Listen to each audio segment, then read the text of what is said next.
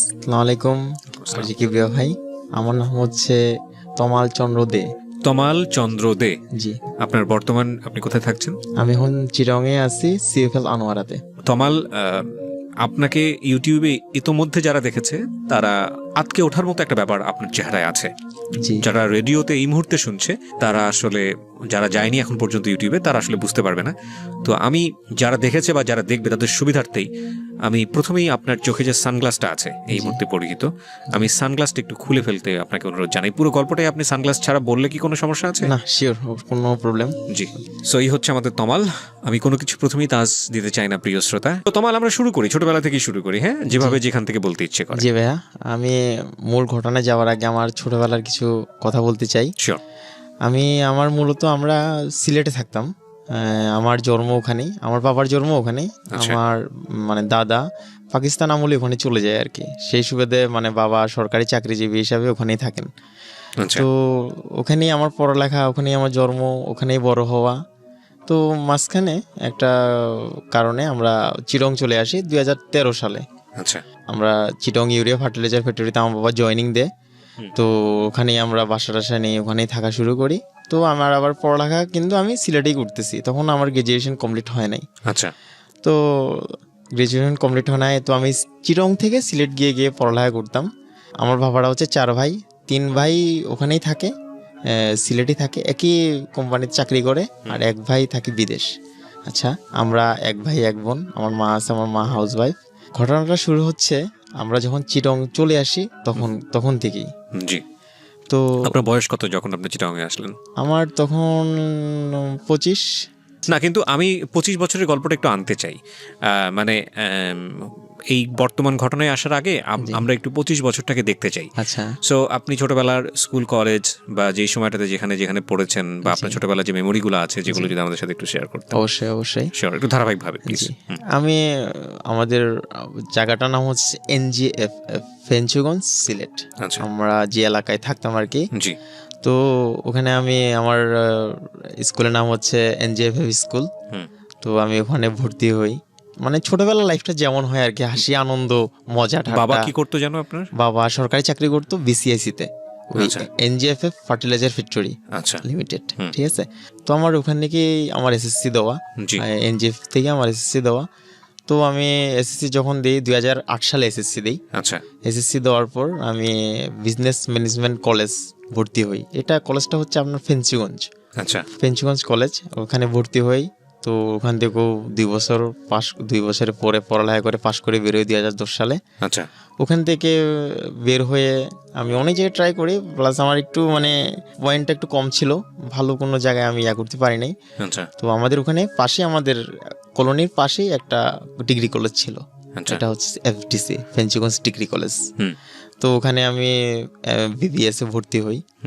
এর মধ্যে ছোট্ট একটা কাহিনী হয় ওখানে হওয়ার কারণে কি কাহিনী সেটা? সেটা হচ্ছে যে আমি একটু রাজনীতি করতাম। আচ্ছা। ওখানে একটা কোম্পানিতে চাকরি করতাম। এখন নতুন একটা ফ্যাক্টরি হয়েছে, যেটা হচ্ছে শাহজালাল ফ্যাক্টরি, নতুন বিসিআইসি ওটাও চাকরি। আমি ওখানে ফ্লোর ইনচার্জ ছিলাম। তো চাকরি করতেছি ওখানে, আমার সাথে আমার একটা কলিগ ছিল। ওরা আবার 2-3 ভাই, ছোট 2 ভাই আমার সাথে ভালোই সম্পর্ক ছিল। ছোট ভাইটা আমাকে মামা মামা বলে ডাকতো। তো আমরা চাকরি বাকরি করতাম, দুনো ফ্রেন্ড, ভালোই চলতেছিল। তো হঠাৎ করে ওর ছোট ভাইয়ের সাথে একটা ঝগড়া হয়ে যায় আর কি। একটু প্রভাবশালী মানুষদের সাথে একটু ঝগড়া হয়ে যায়। ঝগড়া হয়ে যাওয়ার পরে ওখানে ঝামেলা হওয়ার পরে আমাকে ফোন দেয় যে, মামা তুমি কোথায় আছো, তুমি আমার সাথে একটু দেখা করো, এরকম ঝামেলা হয়েছে আমার সাথে। আমি বলছি আচ্ছা ঠিক আছে, তুই ঝামেলা করার কোনো প্রয়োজন নাই, আমরা আসতেছি, আমি তোদের বাড়িতেই আছি, আমি আসতেছি, এসে সবকিছু মীমাংসা হবে, তুই ওদের সাথে ঝামেলা করতে চাইস না।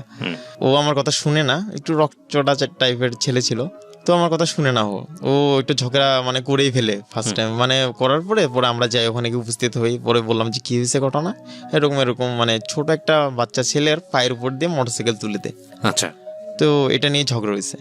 তো আমি বলতেছি যে ওরা কোথায়, যারা তোর সাথে ঝগড়া করছে তারা কোথায়? বলছে ওরা ক্যান্টিনের পিছনে আছে। ঠিক আছে চল, কিন্তু একটা শর্তে যাচ্ছি, তুই ওখানে ঝামেলা করতে পারবি না। ঠিক আছে, আমার ইয়ে করে নিয়ে গেছে। ও কোনো ঝামেলা করে নাই, ওখানে যাওয়ার পর ও কোনো ঝামেলা করে নাই। ঝামেলা শুরু করছে আমার ফ্রেন্ডটা, যার নাম হচ্ছে শামীম। জি। ঝামেলা শুরু করার এক পর্যায়ে একটু মারামারি হয়ে মানে শুরু হয়ে গেছে। মানে মারামারি হওয়ার পরে ওরা মানে ক্যান্টিনের পিছনের দিকে দৌড় দেয়। মানে ক্যান্টিনের সামনে বসে ছিল, ক্যান্টিনের পিছনের দিকে দৌড় দেয়। তো দৌড় পরে ওখানে ওদের খুব মারধর করে নাইফ দিয়ে মানে সম্পূর্ণ বডিটা মানে একদম ক্ষতবিক্ষত করে ফেলে। তো স্পট ডেড, দুনো ভাইও স্পট ডেড হয়ে গেছে ওখানে। আপনি সেই সময় এটা কোথায় ছিলেন? আমি ওখানেই ছিলাম। আমিও আমার চোখের সামনেই ঘটনা ঘটে। জি, আপনার চোখের সামনেই ঘটনাটা? জি, আমার চোখের সামনে ঘটনাটা ঘটতেছে। মানে মারতেছে, কিন্তু মানে আমি যখন প্রথমে ওদেরকে মানে ধরতে যাব তখন আমার হাতে, আমার বাম হাতে, আপনারা যারা লাইভ দেখতেছেন তারা দেখতে পারবেন, বাম হাতে একটা কাটার দাগ আছে, দেখতে পাচ্ছি। মানে এখানে নাইফ দিয়ে আমাকে মারছে, মেরে আমার মাথায় লাঠি দিয়ে আঘাত করে আমার একটা জায়গায় ফেলে দেয় আর কি। ওরা মনে করছে আমিও মারা গেছি। আচ্ছা। তো কিছুক্ষণ পরে আমি উঠে মানে বেহুশের মতো হয়ে গেছি, রক্ত যাচ্ছে। তো উঠে ওদেরকে কাউকে দেখতে পারতেছি না, আশেপাশে কেউ নাই। তো আমি উঠে দৌড় দিছি, বাজারের মাঝখানে গেলাম, গিয়ে দেখি যে একজনকে মানে পড়ে রয়েছে, মানে আমার ফ্রেন্ডের ছোট ভাই যেটা, ওর নাম হচ্ছে শাহিন, ও পড়ে রয়েছে। মানে ওর সারা শরীরে কোনো কিছুই বাদ নাই, মানে সম্পূর্ণ শরীর কেটে কুটে একদম ইয়ে করে ফেলছে ওর। তো ওরা ছিল মানে 15-16 জন, আমরা ছিলাম 3 জন। ওদের সাথে আর পারি নাই আর কি আমরা ঝামেলা, মানে ওরা যখন অস্ত্র নিয়ে আমাদের সাথে হামলা করছে আমরা আর পারি নাই। তো যাই হোক, দুনো ভাইকে গাড়িতে তুলছে, আমাকে গাড়িতে তুলছে। তোলার পরে চিটাং ওসমানী মেডিকেলে নিয়ে গেছে, সরকারি মেডিকেল। নিয়ে যাওয়ার পরে ওখানে আমার ট্রিটমেন্ট হয়েছে। আমি আর কোনো কিছু বলতে পারি না। 2 দিন পর আমার হুঁশ আছে। তখন আপনি ডিগ্রিতে পড়েন? জি। তো বাবা এইসব পছন্দ করতো? বাবা এইসব পছন্দ করতো না। বাবা কি চাইতো? ছেলে বড় হয়ে কি হবে, কিরকম পরিকল্পনা ছিল? বাবা বড় হবে, ছেলে চাইতো যে ব্যাংকার হবে। আমারও এমএল লাইফ ছিল ব্যাংকার হওয়ার। আচ্ছা, তো এরপরে কি হলো? আপনি জ্ঞান ফেরার পরে? আচ্ছা, জ্ঞান ফেরার পরে তো এর আগে কি বাবা জানতো যে আপনি এই ধরনের রাজনীতির সঙ্গে যুক্ত আছেন? জি, জানতো। আমার এলাকার সবাই জানতো, আমার এক নামে চিনতো। আচ্ছা, আপনাকে সবাই এক নামে চিনতো? এক নামে চিনতো সিলেটে? জি, তমাল বললেই চিনবে সবাই। আচ্ছা, তারপর ওরা মানে আমি আর জানি না যে ওরা মানে মারা গেছে। তো আমার অবস্থা খুবই খারাপ ছিল। তো আমার মা আমাকে বলতেছে না যে শামীম শাহিন মারা গেছে। তো আমাকে যেতেও দিতেছে না ওদের কাছে, ওরা তখন মর্গে ছিল আর কি। তো যেতেও দিতেছে। এরা সবাই আপনার মানে বন্ধু? মানে ও মানে ওর বড় ভাইটা আমার বন্ধু ছিল আর কি। মানে ও ছোট ভাই তো আমাকে মামা বলেই ডাকতো। ওকে। আচ্ছা, তো আমি পরে আমাকে আম্মা আস্তে আস্তে সবকিছু বলে এই ঘটনায় মানে এরকম হয়েছে, ওরা তো স্পট ডেড, ওরা মেডিকেল নেওয়ার আগেই মারা গেছে। তো আমি তো খুব মানে ইয়ে হয়ে যাই, মানে আমার খুব খারাপ অবস্থা হয়ে যায় তখন। তো ওখানকার মানে এমপি যিনি, উনি আমাকে আবার খুব আদর করতেন।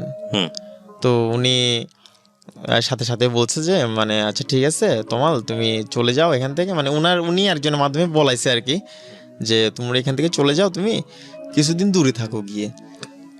তো আমার ট্রিটমেন্ট হওয়ার পরে আমি আস্তে করে চিরং চলে আসি। মানে আমার বাবার ট্রান্সফার হওয়ার আগেই কিন্তু আমি চিরং চলে আসি আমার ছোট খালার বাড়িতে। মানে আপনার বাবা চিটাগংয়ে ট্রান্সফার হয়ে আসে? হ্যাঁ, ট্রান্সফার হয়ে আসে। আচ্ছা, তো খালার বাড়িতে চলে আসি। মানে এই ঘটনার হাত থেকে বাঁচার জন্য পরবর্তীতে কি হয় না হয় সেটা থেকে বাঁচার জন্য? কারণ আমার বাবা তো একজন নিরীহ মানুষ, মানে শান্তশিষ্ট প্রকৃতির মানুষ, এগুলো ঝামেলা নিতে চাচ্ছে না আর কি। আমার একটা বোনও আছে, ঠিক আছে, এইগুলো চিন্তা করে বাবা পরে ট্রান্সফার। চিটাগংয়ে আপনাদের কে ছিল? চিটাগংয়ে আমাদের মেন বাড়ি হচ্ছে যে আবার চিটাগং। আচ্ছা, আমার বাবার বাড়ি হচ্ছে পটিয়া, আমার মার বাড়ি হচ্ছে রাঙ্গুনিয়া। আচ্ছা, ঠিক আছে। তো আমরা বাবার চাকরির সুবাদে ওখানে থাকতাম। তো এখানে আমার আন্টির বাড়ি হচ্ছে আবার চন্দনাইশ, ঠিক আছে। তো এখানে চলে আসি, আমি এখানে চন্দনাইশ চলে আসি। আসার পরে তো আমি অনেক দিন সিলেট যাই না আর কি। তো আবার আমার মামলা টামলা এগুলো নিয়ে পুলিশ আমাকে সিআইডি ইন্সপেক্টর যারা ইয়া করছে তারা আমার ফোনে যোগাযোগ করছে আর কি। ফোনে যোগাযোগ করে বলছে আচ্ছা ঠিক আছে, কোনো ধরনের কোনো দরকার পড়লে, আমি কিন্তু রাজসাক্ষী ছিলাম কেসটার, কারণ নিজ চোখে দেখছি আমি ঘটনাটা সম্পূর্ণ, কে কে মারছে, কারা কারা মারছে। তো ওরা মানে যারা মারছে তারা প্রভাবশালী হওয়ার কারণে ওরা মানে যে যার মতো সরে গেছে আর কি। কিছু ইন্ডিয়াতে চলে গেছে, কিছু ঢাকা ঢুকা এদিকে ইয়ে হয়ে গেছে। এখন আর কোনো খবরই নেই ওদের।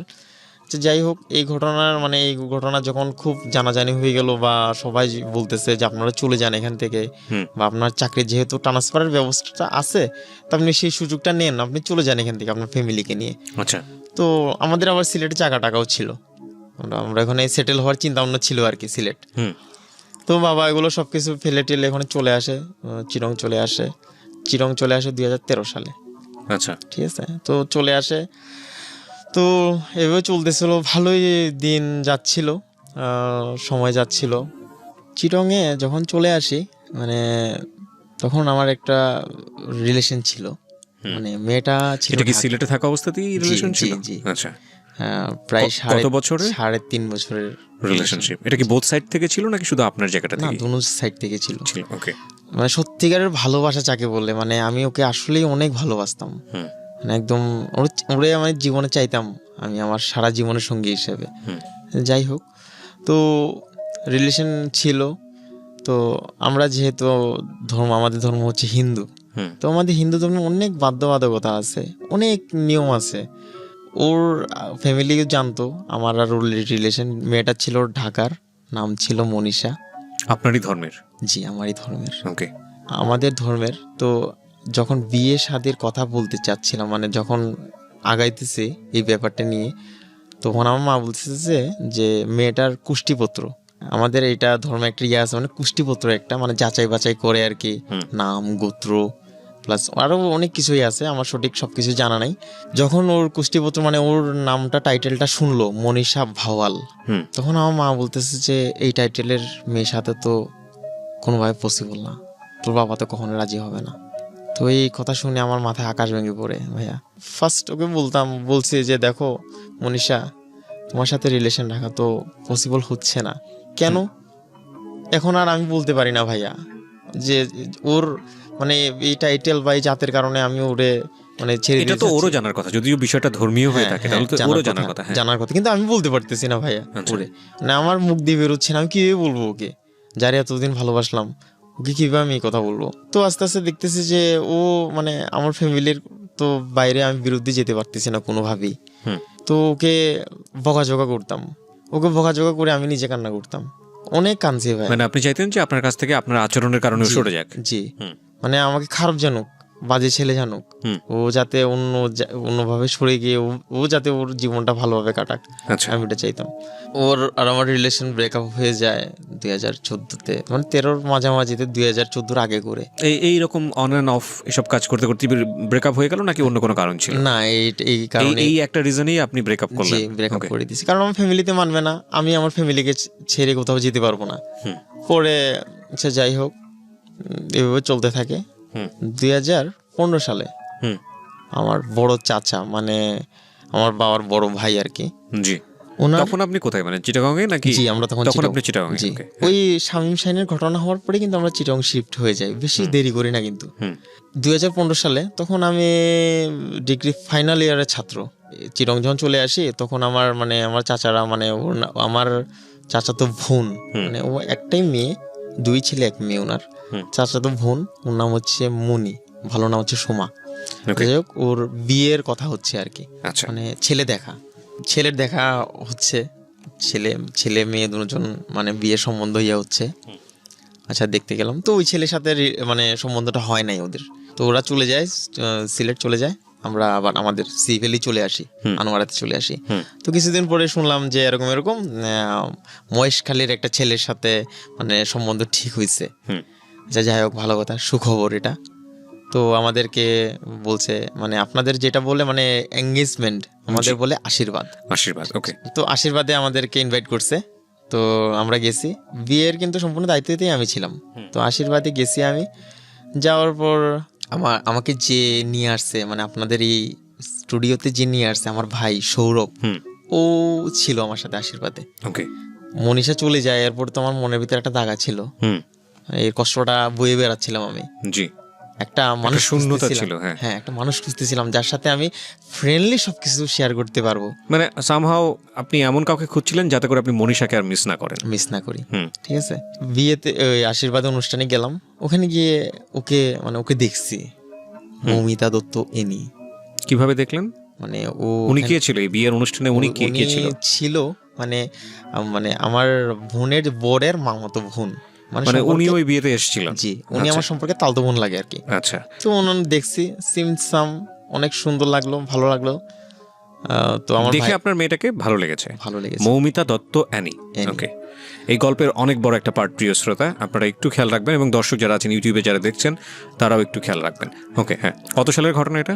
এটা 2015-এর 2015 ফার্স্টের দিকে। ওকে, দেখে ভালো লাগলো। তো আমি দেখতেছি, ও আমার দিকে দেখতেছে, আমি ওর দিকে দেখতেছি, মানে কথা বলতে চাচ্ছি কিন্তু সাহসে দিচ্ছে না, মানে চোখাচোখি হচ্ছে, দুজনে চোখাচোখি হচ্ছে কিন্তু সাহসে দিচ্ছে না, কি দিয়ে শুরু করব কথা বলা। আচ্ছা যাই হোক, সারা অনুষ্ঠান কোনো কথাবার্তা বলি নেই, জাস্ট একজন আরেকজনের দিকে তাকাইছি। অনুষ্ঠান শেষ হওয়ার পর্যায়ে মানে কিছুক্ষণ আগে পানির বোতল শেষ হয়ে গেছে। তো পানির বোতল শেষ হয়ে গেছে মানে ও পানি খেতে চাচ্ছে। কে? মানে মৌমিতা, যার নাম হচ্ছে এনি। আমি এনি নামেই রাখতাম, আমি এনি নামটা ইউজ করব। বলেন, হ্যাঁ, সমস্যা নেই। হ্যাঁ, তো এনির পানি পিপাসা ধরছে, পানির বোতল নেই, আর যে পানি আছে সেই পানি খাওয়ার মতো ছিল না।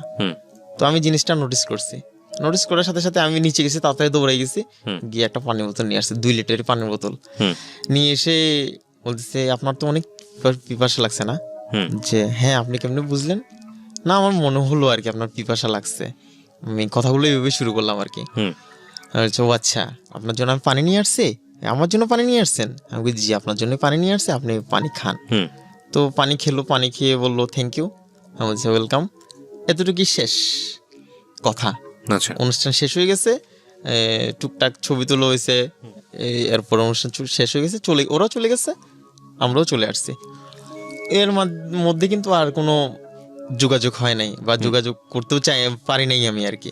কিন্তু মেয়েটাকে আপনার সামহাও মনে ধরেছে? হ্যাঁ জি, ওকে, ভালো লেগেছে আর কি। ওকে, এর মধ্যে আমার পরীক্ষা চলে আসে, ডিগ্রি ফাইনাল ইয়ার পরীক্ষা। আমি তখন সিলেট যাই 1 মাসের জন্য।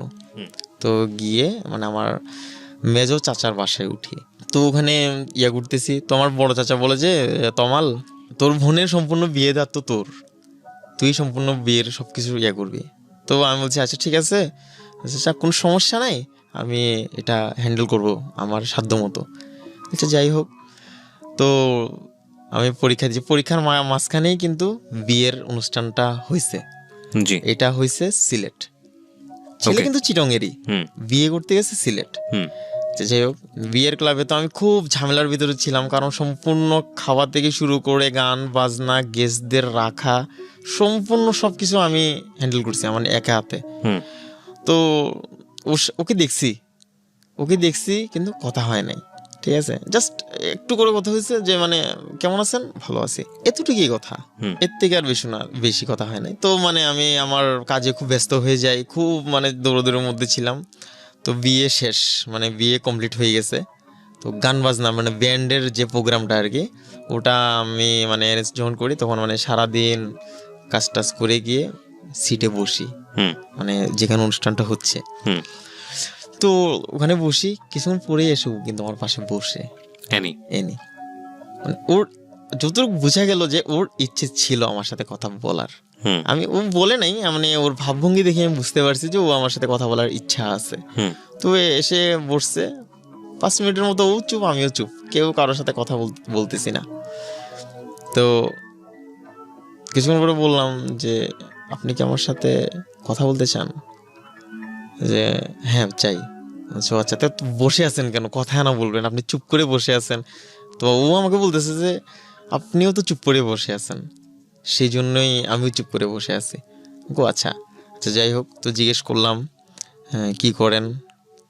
যে আমি পড়ালেখা করতেছি। কোথায়? চিটাগং প্রিমিয়ার ইউনিভার্সিটিতে। কি নিয়ে পড়তেছেন? LLB। তো আচ্ছা ভালো কথা, LLB নিয়ে পড়তেছেন। তো আর বাসা কে কে আছে? আমরা 2 ভাই 1 বোন। আমার বাবা ব্যাংকের প্রিন্সিপাল অফিসার, আমার মা এরকম মানে সরকারি একটা স্কুলের টিচার। তো আচ্ছা যাই হোক, ভালো কথাবার্তা বলছে, কথাবার্তা বলতেছি আমরা।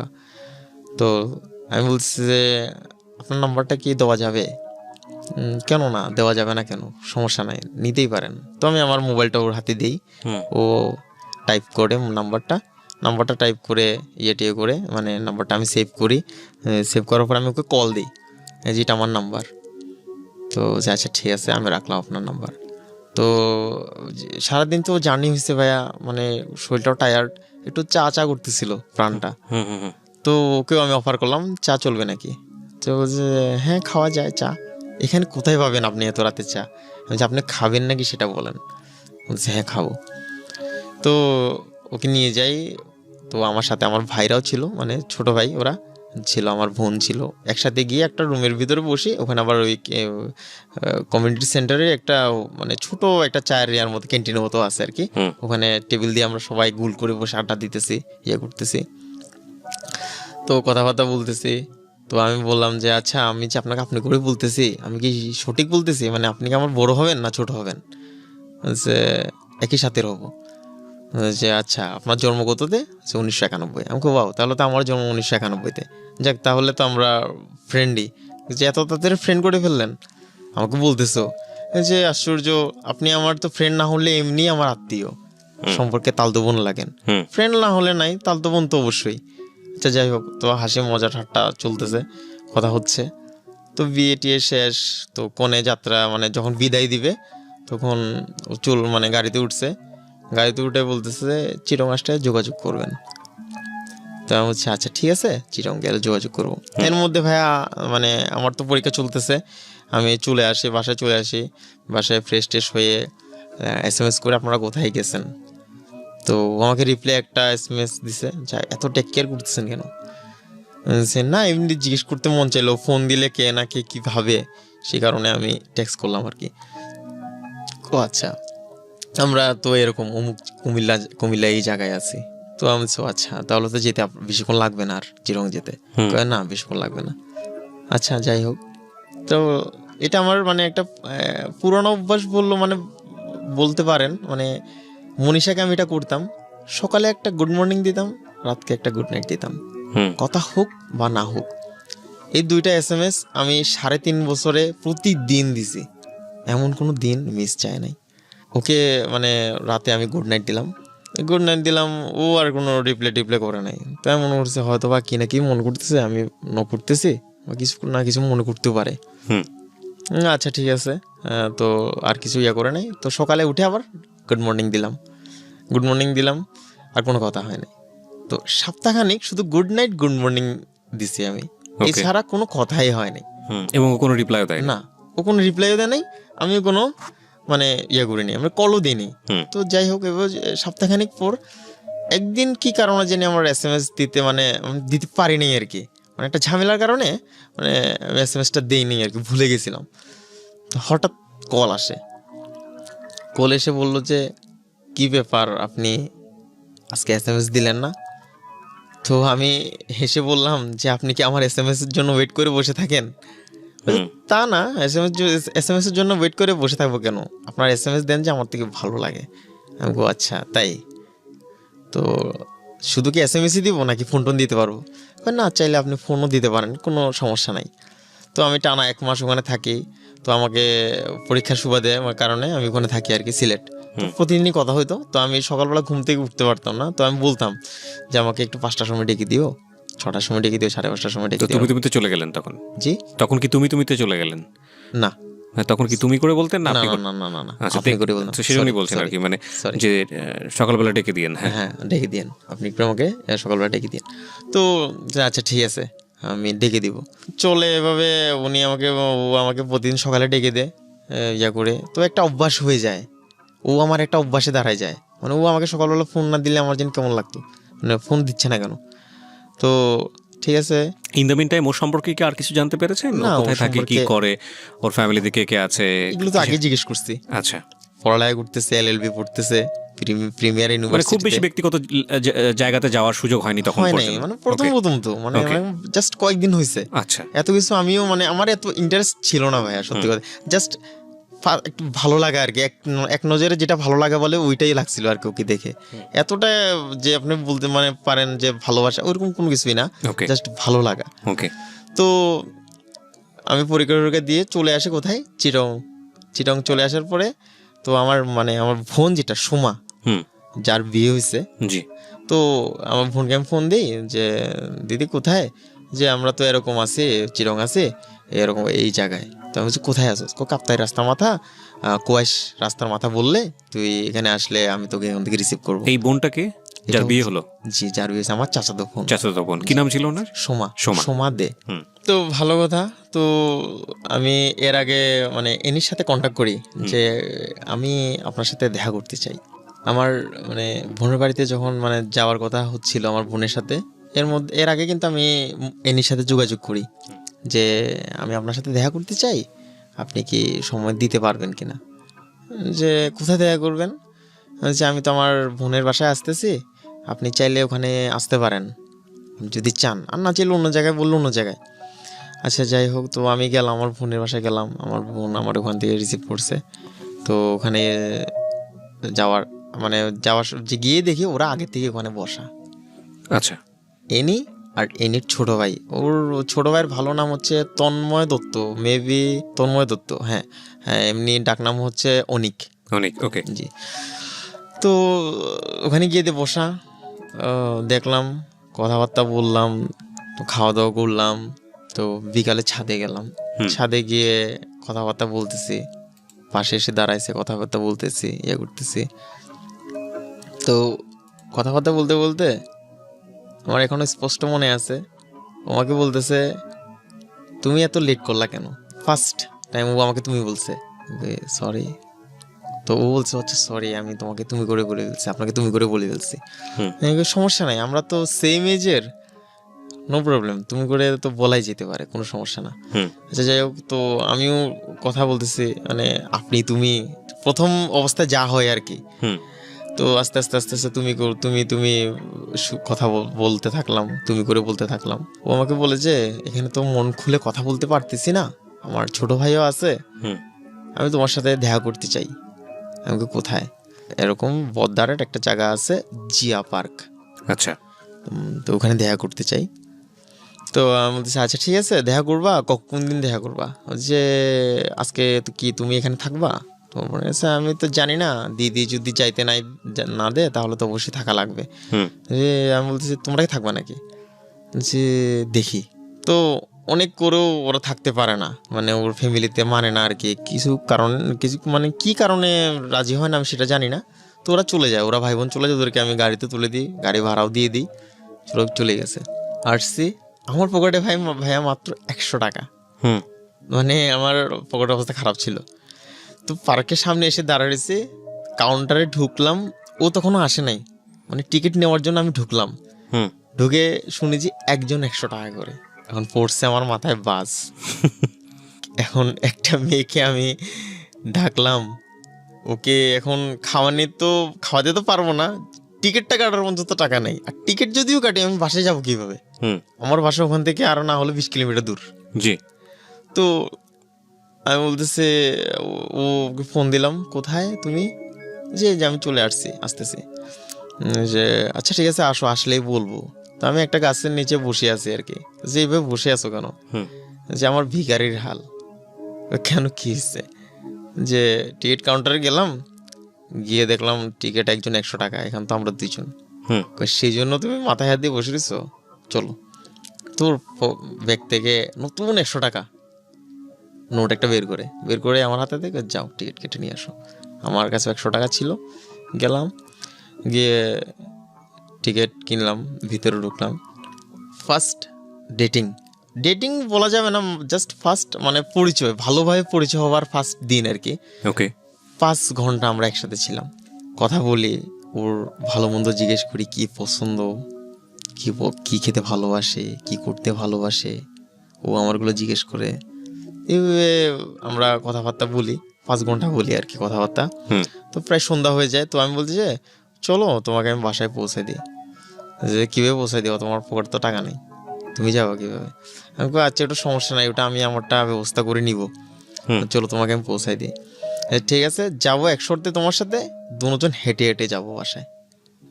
তো ওখান থেকে মানে আমরা যে জায়গায় ওর সাথে দেখা করি, ওখান থেকে ওদের বাসায় যেতে ভাইয়া প্রায় 20 থেকে 25 মিনিট লাগবে। তো আমরা দুজন হাঁটি, মানে ফুটপাথ ধরে হাঁটা শুরু করি। হাঁটতে হাঁটতে একটা জায়গায় আসে, মানে একটা বড় মানে কালভারটা ছিল না আর কি। তো ওই জায়গাটা পার হতে পারতেছে না, আমি তো লাফ দিয়ে পার হয়ে গেছি। তো আমি হাঁটটা বাড়াই দিছি, ফার্স্ট ওকে ধরছি আর কি, জীবনের মানে প্রথম বার। ওর হাতটা দিলাম, ও হাতটা বাড়াই দিয়েছে, ওকে ধরে পার করাইছি। যেতে না যেতে ভাইয়া সামনে দিকে আর একটা কাটবার। ওকে, প্রকৃতি আপনাদের পক্ষে আছে আর কি। জি।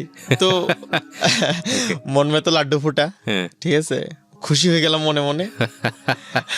তো আবার লোডশেডিং কেউ কেউ পছন্দ করে somehow, গ্রাম অঞ্চলে এই সময়টাতে অনেকেই লাভ করে। By the way that's a different story.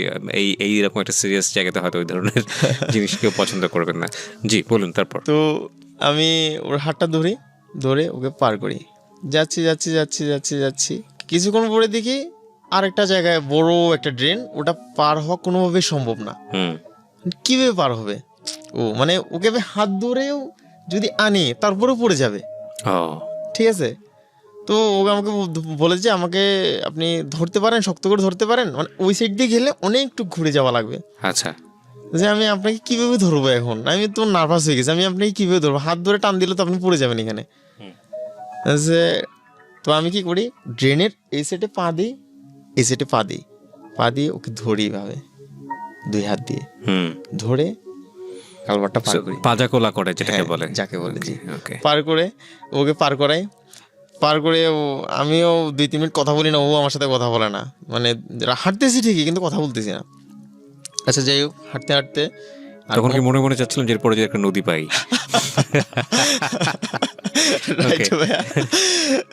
যাক, তো আর কোনো কথাবার্তা হয় না ওর সাথে, ও চুপ, আমিও চুপ। তো ওর মানে ওর বাসায় চলে আসে, ওর বাসাটা ছিল আগে মুরাদপুর। তো যাই, ওর বাসায় গলিতে ঢুকে দিয়ে আমি চলে আসি। তো আসার সময় বলে যে আজকে কি শেষ দেখা আমাদের। তো কোনো কথা বলে না, মাথা শুধু নাড়ে যে না, ইশারায় আমাকে বোঝায় যে আজকেই শেষ দেখা না। ওকে, আচ্ছা যাই হোক, তো আমি চলে আসি। 3 দিন কোনো রকম কষ্ট মিষ্ট করে ভাই আমি সামলাইছি নিজেকে। 4 দিনের দিনও পারতেছি না। আমি ফোন দিলাম, তুমি কোথায়, তোমার সাথে দেখা করবো। যে আচ্ছা ঠিক আছে, কোথায় আসবা, তুমি যেখানে বললো সেখানে। জিয়া পার্কে আসবা? আচ্ছা না, আজকে জিয়া পার্কে যাবো না, আজকে কোনো রেস্টুরেন্টে যাবো বা কোনো জায়গায় পার্কে, অন্য একটা পার্কে যাবো। তো আমার ভাইয়া ক্যাশ জমানো ছিল, মোটামুটি টাকা পয়সা ভালোই জমানো ছিল। তা আমি 5,000 টাকা নিই বাসা থেকে, মানে আমার টাকা 5,000 টাকা নিয়ে আমি রওনা দিই ওর সাথে দেখা করতে। গেলাম একটা ভালো রেস্টুরেন্টে, নিয়ে গিয়ে খাওয়ালাম, বিল আসছে 2,000 টাকা। ওকে, তো খাওয়া দাওয়া করার পরে বের হয়ে আসলাম, এসে একটা পার্কে গেলাম। এটা হচ্ছে কাজীর দেউরি একটা পার্ক আছে, ছোট বাচ্চাদের একটা পার্ক আর কি, শিশু পার্ক যেটাকে বলে। তো পার্কে গেলাম, ওখানে বসলাম, আইসক্রিম খাচ্ছি, বসে কথা বলতেছি। তো কথা বলতে বলতে আমি জানি না মানে ওর আইসক্রিমটা ও ইচ্ছা করে ফেলে দিছে নাকি পড়ে গেছে, সেটা আমি বুঝতে পারিনি। আইসক্রিমটা দেখে কিছুক্ষণ পরে আমি চাই দেখি ওর দিকে ঘুরে দেখি আইসক্রিমটা নিচে, কিন্তু আমি আইসক্রিমটা আমারটা মাত্র খুলতেছি, ঠিক আছে, মানে অর্ধেক খোলা হয়েছে আর কি। তো আমি আমারটা থেকে শেয়ার করে খেতে পারো চাইলে, নাকি আর একটা নিব, যে না শেয়ার করে খাওয়াটাই ভালো হবে। ওকে, তোমাকে বলতেছে।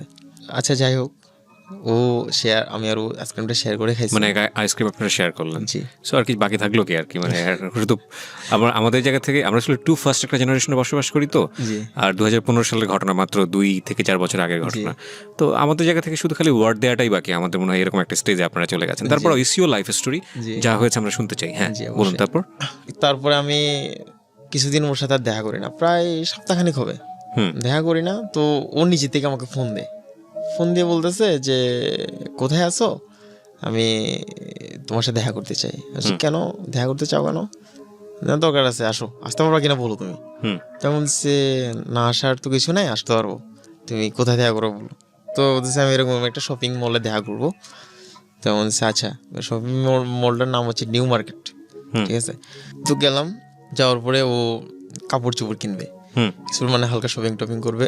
একটা শাড়ি দেখছে, শাড়িটার দাম ছিল ভাইয়া 4,500 টাকা, ওর কাছে ছিল মাত্র 150 টাকা। ওর মানে চোখের ইশারা বা মুখের ইয়া দেখে আমি বুঝতেছি যে মানে ওর মানে শাড়িটা পছন্দ লাগছে, ঠিক আছে। তো আমি বলতেছি তোমার কি এটা পছন্দ হয়েছে, কিছু বলে না। আমি বলছি আচ্ছা পছন্দ হয় নাই না, তো যে ঠিক আছে চলো আমরা চলে যাই। তো এমনি ওই জাস্ট এমনি লিপস্টিক আইলাইনার এগুলো কিনতে গেছে আর কি, টাকাও অল্প ছিল। তো ওগুলো 100-150 টাকা বা 200 টাকা যাই ছিল ওর কাছে, ওইটা দিয়ে ওগুলো কিনছে। কেনার পর ওদিন সারাদিন খাওয়া দাওয়া করলাম, কথাবার্তা হলো, কি প্ল্যান ভবিষ্যতে ওর এটা জিজ্ঞেস করলাম। তো বলতেছে আমি মানে ভবিষ্যতে লয়ার হতে চাই, LLB নিয়ে যেহেতু পড়তেছি, ভালো অ্যাডভোকেট হতে চাই। আমি আচ্ছা ঠিক আছে, তাহলে তো ভালোই। তোমার কি এম লাইফ? তাই বলছে আমার তো এত বড় কিছু হওয়ার ইয়া নেই, আমি জাস্ট ছোটোখাটো ব্যাংকার হতে পারলেই হবে আমার। যাক এগুলো কথাবার্তা বললাম, খাওয়া দাওয়া করলাম, ঘোরাঘুরি হলো।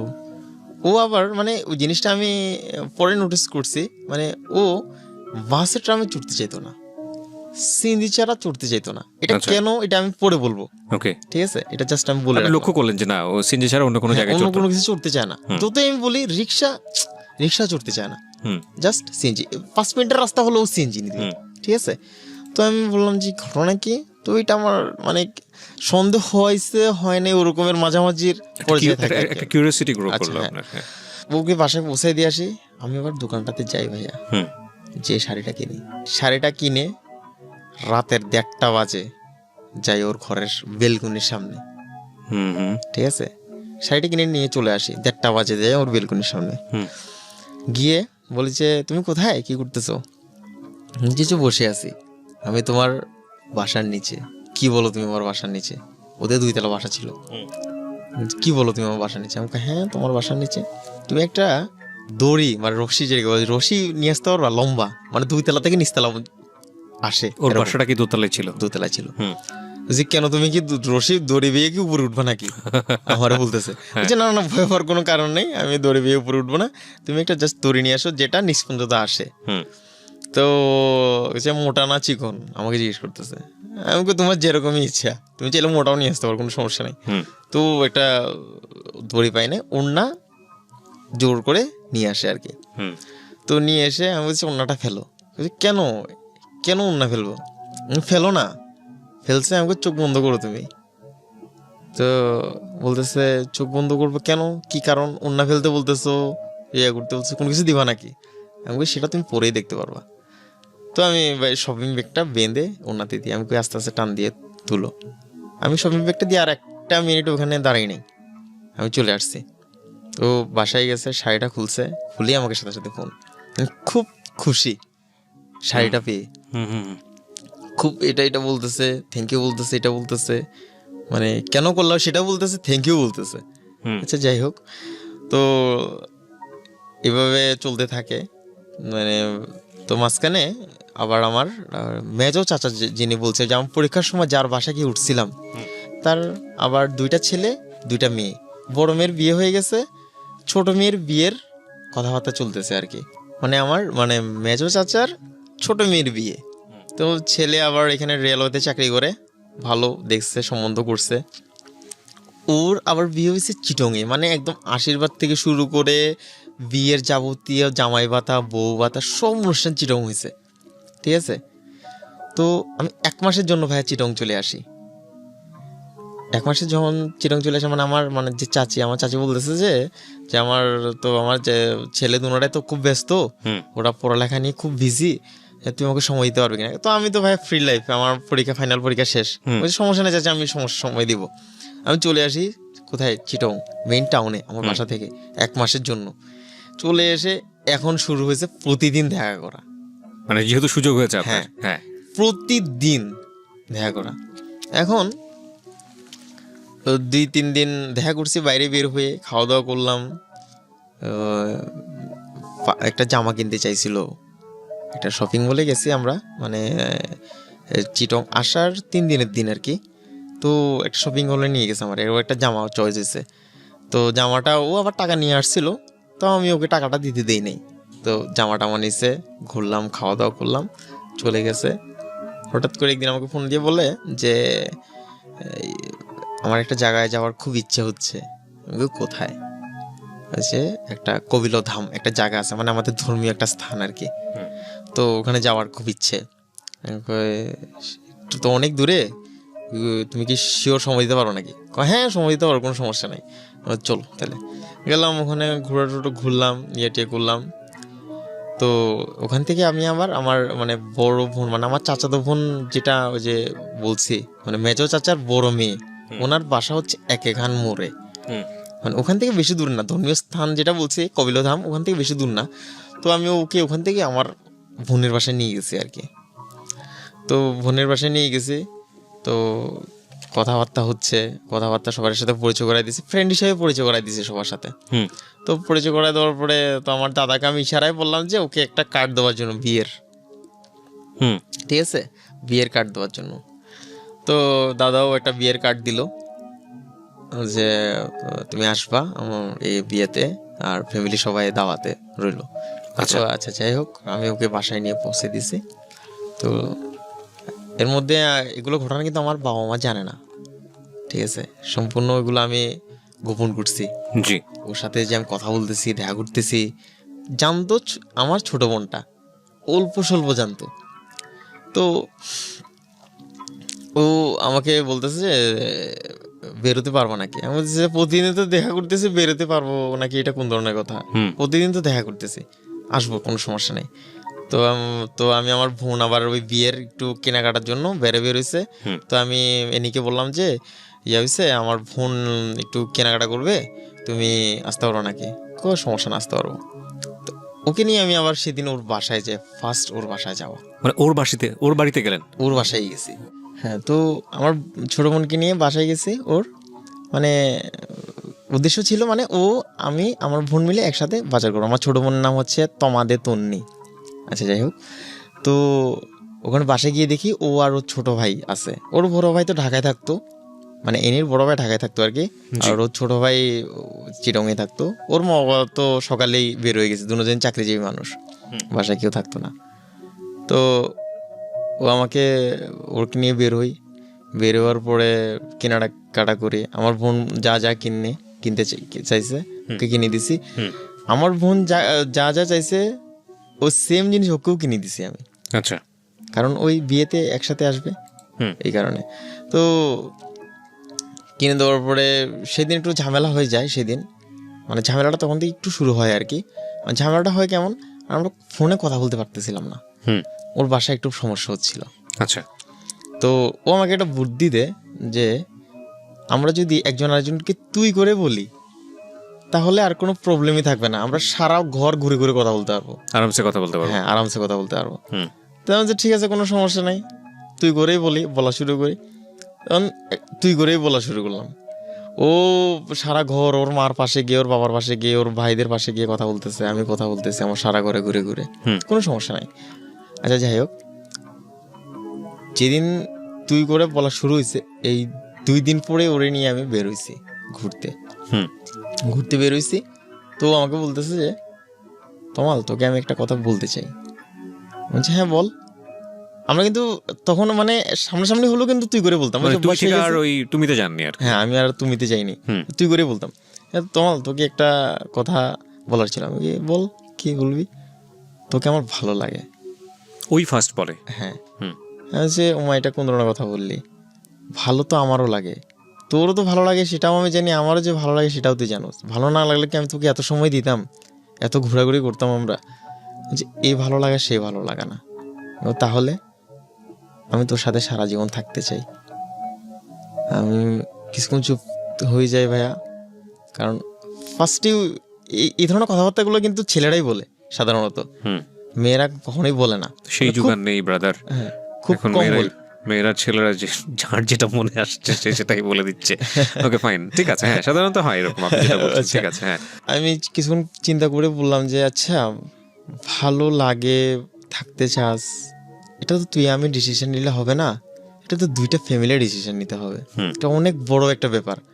আর সবথেকে বড় কথা হচ্ছে আমি এখনো কোনো কিছু করি না, বলতে গেলে আমি এখন বেকার। আর যে টাকা পয়সা আমি রুজি করি, এই টাকা পয়সা দিয়ে আমি তোকে কখনো ইয়ে করতে পারবো না। সময় আছে, দেখি আগে সম্পর্কটা কতটুকু যায় কি যায়, তারপরে আমরা বলবো, বাসায় জানাবো। ঠিক আছে, তোকে কথা থাকে, মানে এক পর্যায়ে একজন আরেকজনকে কথা দেওয়া কিন্তু হয়ে গেছে।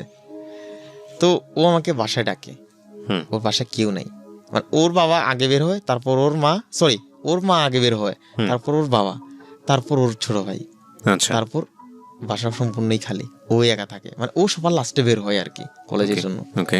তো আমাকে যেদিন যেতে বলতো সেদিন ও আর কলেজে যেত না, আমি বাসায় যেতাম, কথাবার্তা বলতাম, আমাকে ভাত খাওয়াই দিত, কিছু করলে আমার জন্য করতো, খাওয়াই দিত।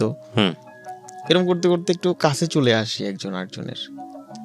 তো আমার যেন ভিতর থেকে কেমন যেন একটা জিনিস চলে আসে, আমি ওকে একটু জড়ায় ধরে ওর ঘাড়ে একটা কিস করি। এই ফার্স্ট কিসটা করে ওকে ওকে আমি 3-4 মিনিট জড়ায় ধরে রাখি। ও কোনো কথা বলে না, আমি কোনো কথা বলি না। তারপর একজন আরেকজনকে ছেড়ে দিছি, তারপর ওর মতো আমি আমার মতো। যখন ওর সাথে আমার মানে একটা হলো, মানে কথা দেওয়া দেওয়ি হলো, এরপরে ওকে তো বিয়ের দাওয়াত দেওয়া হয়েছে আমার বোনের। তো আমি ওর বলতেছে যে তুই একটু আমার মাকে বল, আর অনেক তো জানি সমস্যা নেই, তুই আমার মাকে বল, মা রাজি হলে আমি যাবো। আচ্ছা ঠিক আছে, আমি করবো। তো বিয়েতে যায় ও আর ওর ছোট ভাই। তো এর মধ্যে ভাইয়া আমার বড় চাচার সাথে আমার মেজর চাচার ফ্যামিলির একটু সমস্যা হয়, মানে এটা অনেক আগে সমস্যাটা হয়। সমস্যা হওয়ার কারণে বড় চাচার ফ্যামিলি থেকে শুধু একজন অ্যাটেন্ড করে বিয়েতে। আচ্ছা, সে হচ্ছে আমার বড় চাচা। ওকে, ঠিক আছে। তো বিয়েতে আসছে, ও আসছে, আমি সময় দিলাম, করলাম। আমার বড় চাচা যখন আসছে, ঘটনা কিন্তু এখন শুরু হচ্ছে। ঠিক আছে। বড় চাচা সামনে যখন পড়ছে, পড়ার সাথে সাথে ও পায়ে ধরে নমস্কার করছে, মানে সালাম করছে আর কি। সালাম করার সাথে সাথে আমার বড় চাচা একটু চিনতে পারে নাই, আপনি আমাকে চিনেন নাই, আমি অমুক। তো আমার বড় চাচার মাথায় ঠাস করে লাগছে, কিরে আমার ফ্যামিলির সাথে সমস্যা, এই মেয়ে এখানে কেন, কার সুবাদে এখানে আসছে? মানে আপনার বড় চাচা কিছু একটা নিয়ে রিয়াক্ট করছেন যেটা আপনি জানেন না? না। আচ্ছা। আমার আবার যে সোমা যেটা বলতেছে আমার বোন, ওর সাথে কন্ট্যাক্ট করছে। কন্ট্যাক্ট করার পরে ও এরকম বলতেছে যে কিরে তুই এনিকে নাকি দাওয়াত দিছিস, এরকম আমরা কেউ যাইনি বিয়েতে, তুই এনিকে দাওয়াত দিছিস কোন? আমার খুব ঝাড়ছে। আচ্ছা দিদি সরি, আমি বুঝতে পারিনি। আবার এনির সাথে যে আমার একটা ভালো সম্পর্ক, মানে ফ্রেন্ডলি সম্পর্ক, ওটা কিন্তু আমার বোন জানে। মানে আমার কথা হচ্ছে যে এনির সাথে আপনার বড় চাচার কি সমস্যা? বড় চাচার কোনো সমস্যা না, তাহলে বড় চাচার সাথে আমার মেজর চাচার সমস্যা। হ্যাঁ। তো আমার বড় চাচার ফ্যামিলির একজনও আসে না, শুধু মানে না পারতে আমার বড় চাচা বিয়েতে আসছে, সেই জায়গায় এনু কেন যাবে? এনি তো আরো দূর সম্পর্কের। ও ওকে, ঠিক আছে, রাইট রাইট। এইখানে হচ্ছে খটখাটা। এটার ব্যাপারে ওরা তো ঘরে ঘরে কথা হয়েছে, সবকিছু ডিসকাস। তো এটা নিয়ে আমার চাচা আমার খুব মানে বকাঝকা করছে, করছে, মানে কিছু একটা মনে করেছে আপনাদের মধ্যে কি সম্পর্ক আছে বা কোনো একটা যেটা বোঝাও যায় বা বোঝাও যাচ্ছে না, কিন্তু বিষয়টা খুব বিব্রতকর। ওকে, আচ্ছা যাই হোক, এর থেকে সমস্যাটা শুরু হলো। আমার বোন আবার তখন মানে যাকে বলে সাপের মতো আর কি, সাপ দুধ কলা দিয়ে সাপ পুষলেও সাপ কিন্তু ছোবল মারে। আমার বোন মানে বড় চাচার ফ্যামিলি হচ্ছে সেরকম। ঠিক আছে।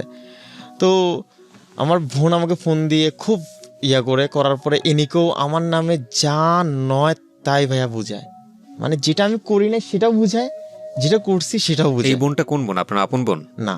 তাহলে আমার বড় চাচার যে বোনের বিয়েতে আমি সিলেট গেছিলাম, ওই মেয়েটাই, মানে যার মাধ্যমে আসলে এনিদের সাথে সম্পর্ক হয়েছে। ওকে। তো ও এনিকে সবকিছু বলে, তো এনি মানে আমার প্রতি এমন একটা হয়ে যায়। ঠিক আছে। তো হয়ে যাওয়ার পরে আমাদের রিলেশন কিন্তু এর মধ্যে কিন্তু প্রায় 3.5 মাসের উপরে, প্রায় 4 মাস রিলেশন। ওকে। তো হঠাৎ করে আমাকে একদিন ডেকে বলে যে তমাল, তোর সাথে তো আমি আর কথা বলতে পারবো না। বলছি কেন, কি সমস্যা হয়েছে, কথা বলতে পারবি না কেন? দেখ তুই ভালোবাসার মধ্যে অনেক আসবে, ঝড় আসবে, সেগুলো কিন্তু সামাল দিতে হবে। এগুলো সামাল দিয়ে না উঠলে ভালোবাসার কোনো থাকে না। তো বলছে না, আমি তোর সাথে সম্পর্ক রাখতে পারবো না, এটা অন্য একটা কারণ। বলছি কি কারণ? একটা ছেলের সাথে আমার 5 বছর ধরে রিলেশন আছে।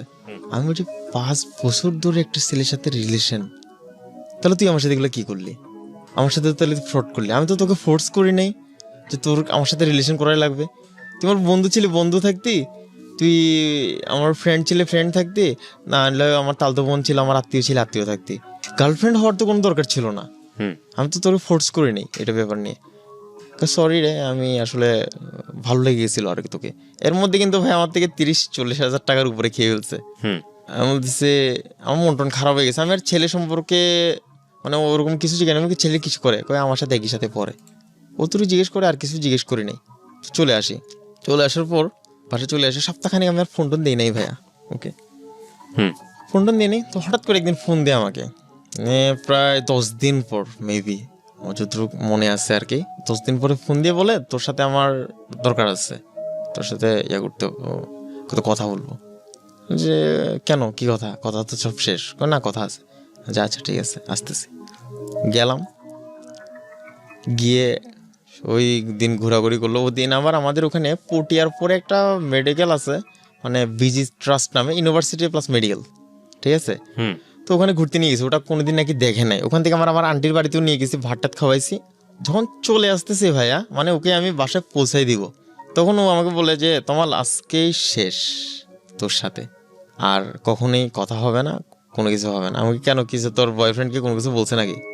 তো যে না, বয়ফ্রেন্ড কোনো কিছু বলে নাই, যাকে আমি ভালোবাসি তার সাথে আমার কোর্ট ম্যারেজ হয়ে গেছে। মানে এটা কি, মানে তখন পর্যন্ত আপনি বিষয়টাকে কি খুব সিরিয়াসলি নিয়েছেন যে আসলে ওর বয়ফ্রেন্ড আছে, নাকি সিরিয়াসলি নেননি, মনে হচ্ছে আপনার সাথে ফান করেছে? কোনটা আসলে? আমি আসলে কোনোটাই শিওর ছিলাম না ভাইয়া। আমি মনে করতেছি ওই ঘটনার কারণে আমার সাথে হয়তো বা ও এই কথাবার্তাগুলো বলতেছে, মানে ওই চাচার সাথে যে ঘটনা ঘটেছে। আচ্ছা, মানে আমার চাচাতো বোন আমার সম্পর্কে বুঝাইছে বা ইয়ে করছে, এই কারণে এই কথাগুলো বলতেছে। মানে আপনি মনে করেছেন যে না, ওর এরকম বয়ফ্রেন্ড কোনো কিছু নাই, নাই। আলটিমেটলি হচ্ছে একটা, যদি সন্দেহ করতাম বেশি, মানে জোর দিয়ে সন্দেহ করতাম, তাহলে তো আমি সবকিছু ডিটেলস জানতাম, জানার চেষ্টা করতাম। ওই ধরনের কোনো কিছু করি না কিন্তু আমি। রাইট। ও বলতেছে কোর্ট ম্যারেজ হয়ে গেছে। কোর্ট ম্যারেজ হয়ে গেছে মানে তোর কি আসলে কি রিলেশন আছে নাকি? ফাইন। এতক্ষণে আপনার মানে খুব আপনি সিরিয়াস হচ্ছেন? আমি সিরিয়াস হচ্ছি। হ্যাঁ, তোমার আমার রিলেশন আছে। তাহলে তুই এগুলো তো ভালো কাজ করস নাই। তখন আমি ডাইরেক্ট বলছি, তুই আমাকে দিয়ে টাকা খাওয়ার জন্য আমার সাথে রিলেশন করছিস?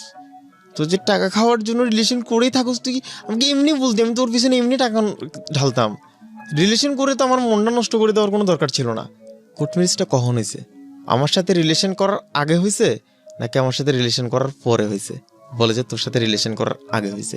এই কথা বলার সাথে সাথে ভাই আমার মাথা নড়ে গেছে ডাইরেক্ট। মানে আমার মনে হচ্ছে যে আমার পায়ের নিচে আর মাটি নাই, আসমানটা আমার উপর ডাইরেক্ট এসে পড়ছে ভাইয়া। আমি আর সহ্য করতে পারি নাই, ঠাস করে মেরে দিছে ওর নাকি মুখে থাপ্পড় একটা। থাপ্পড় মারার সাথে সাথে বলতেছে তোর হাজব্যান্ডের নাম্বার দে। তখন আর বয়ফ্রেন্ড বলতেছি না, তোর হাজব্যান্ডের নাম্বার দে, আমি এখনই কথা বলবো তোর হাজব্যান্ডের, সব কিছু জানাবো আমি এই ব্যাপারে। না, আমি হাজব্যান্ডের নাম্বার দিব না। তো অনেক জোরাজোরি করলাম, হাজব্যান্ডের নাম্বার দেন। বলছি ঠিক আছে, তোর হাজব্যান্ডের নাম্বার আমি কালেক্ট করবো, যে কোনোভাবে হোক আমি সব কিছু জানাবো। তো তমাল এগুলো করিস না, আর তুই আমাকে থাপ্পড় মেরে ভালো কাজ করিস নাই, এর ফল তুই পাবি। এ কথা বলে ওরে আমি আবার বাসায় পৌঁছাই দিই। চলে এসে ফেসবুক ওর প্রোফাইল সম্পূর্ণটা ঘাটছি। তো কমেন্টসে গেলে বুঝে যায় ভাইয়া কে বয়ফ্রেন্ড কে ফ্রেন্ড। ওকে, ঠিক আছে। তো আমি ওখান থেকে আইডিয়া করে ইয়াটা নিছি, নিয়ে দেখলাম যে একটা আমার সঠিক খেয়াল নাই, কি একটা ম্যানচেস্টার কি জানি একটা নাম ছিল ফেসবুক আইডিটার, মানে ছেলেটার। তো ঢুকলাম, ঢুকার পরে ওরা আমি SMS করলাম, ওর ফ্রেন্ড সার্কেল সবাই SMS করলাম যে ওই এই ইয়ার আমার নাম্বারটা চাই, এই আইডির ছেলেটার নাম্বার আমার চাই। কোন আইডি ছিল? ওই যে ম্যানচেস্টার, যেটা আপনি মনে করতে কি একটা জানি, আমার সঠিক খেয়াল নাই ভাই। আচ্ছা যাই হোক। ওকে। তো বলতেছে কেন? আমি ওর সাথে কথা বলবো। ও মানে ওর ফ্রেন্ড সার্কেল মনে ওকে বলছে, ও আমাকে ফোন দিছে। আমার নাম্বার কিন্তু ওকে সেন্ড করে দিছি। ও আপনার নাম্বারটা আগে ভাগে দিয়ে? হ্যাঁ, আমি ওকে সেন্ড করে দিছি। ও আমাকে ফোন করছে। ফোন করার সাথে সাথে আমি বলছি আপনি কে? আচ্ছা, আপনি আমাকে খুঁজতেছেন? আমাকে আপনার নাম সুমিত। আমাকে আপনি কি এনির হাজব্যান্ড? কোন এনি? আমাকে মৌমিতা দত্ত এনি। ও আচ্ছা মৌ। আমি জি, আপনি কি নামে রাখেন আমি জানি না, আমি এনি নামে চিনি ওকে। আচ্ছা যাই হোক, ওর হাজব্যান্ড নাকি? হ্যাঁ, আমি ওর হাজব্যান্ড। আচ্ছা, আপনার ওয়াইফ যে প্রতারক সেটা কি জানেন আপনি? মানে ডিরেক্টলি ভাবে বললেন নাকি আগে কোয়েরি করেছেন কোনো, যে বিয়ে করেছেন কবে, কি হলো? না না না, ও একদম প্রথমেই ও তো বলতেছে ওয়াইফ। আচ্ছা, ও তো স্বীকার করেছে। ও স্বীকার করছে। তাই বলছি আপনার ওয়াইফ যে প্রতারক সেটা জানেন? কিভাবে প্রতারক হলো? যে এরকম আপনি আমার সাথে তো রিলেশন, কয় মাসের রিলেশন। আপনার পরিচয় জানতে চাইনি? হ্যাঁ, আপনি কি বলেছেন? ফেসবুক ঘাটটা দিলে এমনি পাচ্ছে, সব তো রিয়েল দেওয়া। তো আমি বলতেছি আমি এরকম এই জায়গার তমাল বলতেছি, এরকম সবকিছু ওকে বললাম। ও আমার তো বিশ্বাস করতেছে না ভাইয়া, সে ইম্পসিবল, কোনোভাবেই সম্ভব না এটা। ও আমার সাথে এই ধরনের কাজ করতেই পারে না, অন্ধ বিশ্বাস যাকে বলে ওয়াইফের প্রতি। যাই হোক, তা আমি ওকে একটা ছবি পাঠাই, যে ছবিটা আমি আপনাকে ওই যে আমার ফাইলটা দিছি যে ওই ফাইলে আছে, ওর আর আমার একটা সেলফি। এখানে একটু বলে রাখি প্রিয় শ্রোতা, উনি আমাকে ওনার এই যাবৎকালের এই ঘটনার প্রেক্ষাপটে, চেহারাটা আপনারা দেখতে পাচ্ছেন ইউটিউবে, সেই ঘটনার প্রেক্ষাপটে উনি আমাকে যাবতীয় কাগজপত্র জমা দিয়েছে। আমার কাছে যেটা প্রাসঙ্গিক মনে হবে সেটা আমি ভিডিওর শেষে গিয়ে আপনাদেরকে দেব। ওকে, বলেন। ওর সাথে কিন্তু আমার একটাই ছবি তোলা, ওই ছবিটা আছে ওখানে। হ্যাঁ, আর কোনো ছবি তুলি নাই, কিন্তু ওর সিঙ্গেল অনেক ছবি ছিল আমার কাছে, ঠিক আছে। তো ওগুলো তো আর দিই নাই, কারণ ওগুলো দিলে তো বিশ্বাস না করতে পারে। সিএনজিতে যাওয়ার কারণটা কি এটাই ছিল, যাতে করে কেউ দেখতে না পারে পাবলিক বাসে বা অন্য কোথাও মুভ করে ফেললে? হ্যাঁ, আমি আপনাকে মনে করিয়ে দিলাম একটু। হ্যাঁ, তারপর আমার মনে আছে। তো ও আমার কথা বিশ্বাস করে, ছবিটা পাঠানোর সাথে সাথে ওদিকে বমি করতেছে, আমি ফোনে শুনতেছি ও বমি করতেছে, মানে ও মাথাটা ঘুরাই বমি করতেছে। ও ইয়া করার পরে তো আর টিয়া করে নাই, আমি আর ফোনটা দিনে ওর লাইন কেটে দিছে। তো এর মধ্যে আমি বুঝতে পারলাম যে ও কেন সিএনজি ছাড়া ওর অন্য কিছু চড়তো না।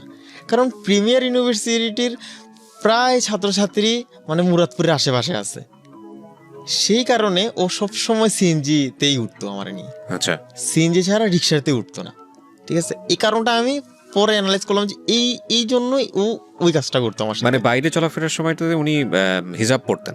হিসাব না, মাস্ক, হিন্দু, ও তো হিন্দু। আচ্ছা, তো মাস্ক পরতো, জাস্ট ছোট একটা করে মাস্ক দিয়ে দিত আর অন্যটা ভালো করে পেঁচা নিত। পরের দিন ভাই আমাকে ফোন দে, কে ফোন দে? সুমিত ফোন দিয়ে আমাকে, সুমিত মানে ওর কোর্টের ম্যারেজ করা হাজবেন্ড? সুমিত ধর ওর পুরো নাম আর কি। সুমিত ধর, জি। ওকে ফোন দিয়ে প্রথমেই গালাগালি শুরু। আপনাকে? জি, এত বিশ্রী গালাগালি যেটা আমি এখানে বলতে যাচ্ছি না। খুব বাজে ভাষায় আমার গালাগালি করে বলে যে তুই আমার ওয়াইফকে মারছস, এই করছস, সেই করছস, তোর জীবন আমি শেষ করে দিব, তোর এই চেহারা রাখবো না আমি। তো আমি ওরে অনেকভাবে বোঝানোর চেষ্টা করি শান্তভাবে। তো ওরে যখন বুঝতেছে না, তুই যাবাইজ করিস করে আমি লাইনটা কাটিয়ে দিছি। এর মধ্যে ওর মেনির ফ্যামিলি ওকে কি বলেছে, ওকে আনি কি বলে ম্যানেজ করেছে যাতে ও রিঅ্যাক্ট করলে এরকম? সেটা আমি জানি না ভাইয়া, সেটা আপনি জানেন না? সেটা তো আমার জানা কোনোভাবে সম্ভব না, কারণ ও ওকে কি দিয়ে ব্রেন ওয়াশ করছে সেটা তো আমি জানি না, ঠিক আছে না। আমি ওর ফ্যামিলির মানুষ, আমার মাকে ফোন দিছে, আমার বাবাকে ফোন দিছে, বলতেছে আমি 5 লাখ থানার এসআই বলতেছি, আমি এনির পিসি, আপনার ছেলে তো এরকমের আমার মেয়েকে ডিস্টার্ব করতেছে, কি ছবি নাকি ফেসবুকে ছেড়ে দিবে। এটা কে বলেছে? এনির পিসি, যিনি বলতেছে 5 লাখ থানার মানে এটা মিথ্যা কথা বলেছে? ছবি তো শুধু একটাই, আর তো কোনো ছবিই নেই। আচ্ছা, ঠিক আছে। আর ওর সাথে তো আমার কোনো ওরকম কোনো সম্পর্কই হয়নি যে কোনো ছবি থাকবে, ঠিক আছে। তো আমার মা বলতেছে আচ্ছা ঠিক আছে, আমার ঘরও মেয়ে আছে, আপনার মেয়েও, আচ্ছা যাই হোক, আপনারা এখানে মীমাংসা করে ফেলেন, আমার ছেলের কখনোই আপনাদেরকে ফোন দিবে না, আর আপনার মেয়েকেও আমার ছেলে যাতে ফোন না দেয়, ছেলেকে যাতে ফোন না দেয়। কিন্তু কোর্ট ম্যারেজ হয়েছে, বিষয়টা কি গোপন ছিল? আপনার এই ঘটনার পরে কি বিষয়টা ফ্ল্যাশ পেলো, নাকি তার আগেই ওনার ফ্যামিলি জানতো, মানে অ্যানির ফ্যামিলি জানতো বা সুমিতের ফ্যামিলি জানতো? মনে হয় আমার যতদূর। এই বিষয়ে আপনি তেমন কিছু জানেন না? না, আমি এই বিষয়ে কোনো কিছু জানি না। ওকে, তারপর কি হলো? যাক, এরকম করার পরে আমি আবার মাঝখানে 2-1 বার আমার ভাইয়া মনটার ভিতরে খুব লাগতেছিলাম, খুব জিনিসটাকে ভালো বললাম, ওর হাজব্যান্ডকে জানাই, আচ্ছা ঠিক আছে, আমি ওকে ফোন দিয়ে সবকিছু মিটমাট করি। আমি পার্সোনালি মিটমাট করতে চাইছিলাম, ওদের সাথে যোগাযোগ করার চেষ্টা করি, ফোন ধরে গালাগালি করে ভাইয়া। আমার কোশ্চেনটা হচ্ছে যে অ্যানি আপনার দুঃসম্পর্কের আত্মীয় হয়, আচ্ছা, সো এরকম একটা ঘটনা আপনার সঙ্গে ঘটিয়েছে, আচ্ছা, এবং আপনি সেটা জানতেও পেরেছেন। জি। এটা নিয়ে অনেক কিছু হয়ে যাচ্ছে, তুলকালাম হয়ে যাচ্ছে, এবং আপনার যে কোনোভাবেই হোক আগ্রহ ছিল যে সে যেটা বলছে তার হাজব্যান্ড, যাকে তিনি কোর্ট ম্যারেজ করেছেন, তার সাথে আপনি যোগাযোগ করে অ্যানির ব্যাপারটা আপনি জানাবেন। তো ইন দ্য মিন টাইম, যেহেতু উনি আপনার আত্মীয় সম্পর্কেরই হয়, আপনি তো আপনার বোনের মাধ্যমে হোক বা যে কোনো মাধ্যমে হোক না কেন খোঁজ খবর নিতে পারতেন যে ওর ফ্যামিলিতে আসলে জানে কিনা বিষয়টা, বা আসলেই ও এরকম স্টেপ নিয়েছে কিনা, সেটা কি আপনি করেছিলেন? না, এটা আমি প্রয়োজন মনে করিনি আসলে। মানে আপনি নিজে থেকে এটার কোনো প্রয়োজন মনে করেননি যে ও যেটা বলছে সেটা আসলে কতটুকু সত্যের একটু যাচাই করে দেখা দরকার? না, এই ধরনের কোনো কিছুই আমি করিনি আর কি, প্রয়োজনই মনে করেন? প্রয়োজনই মনে করি। ওকে, তারপর? তো এখন কার ভালো লাগে ভাইয়া ফোন দিলেই গালাগালি শুনতে, তা আমি আর ফোন ধরতাম না।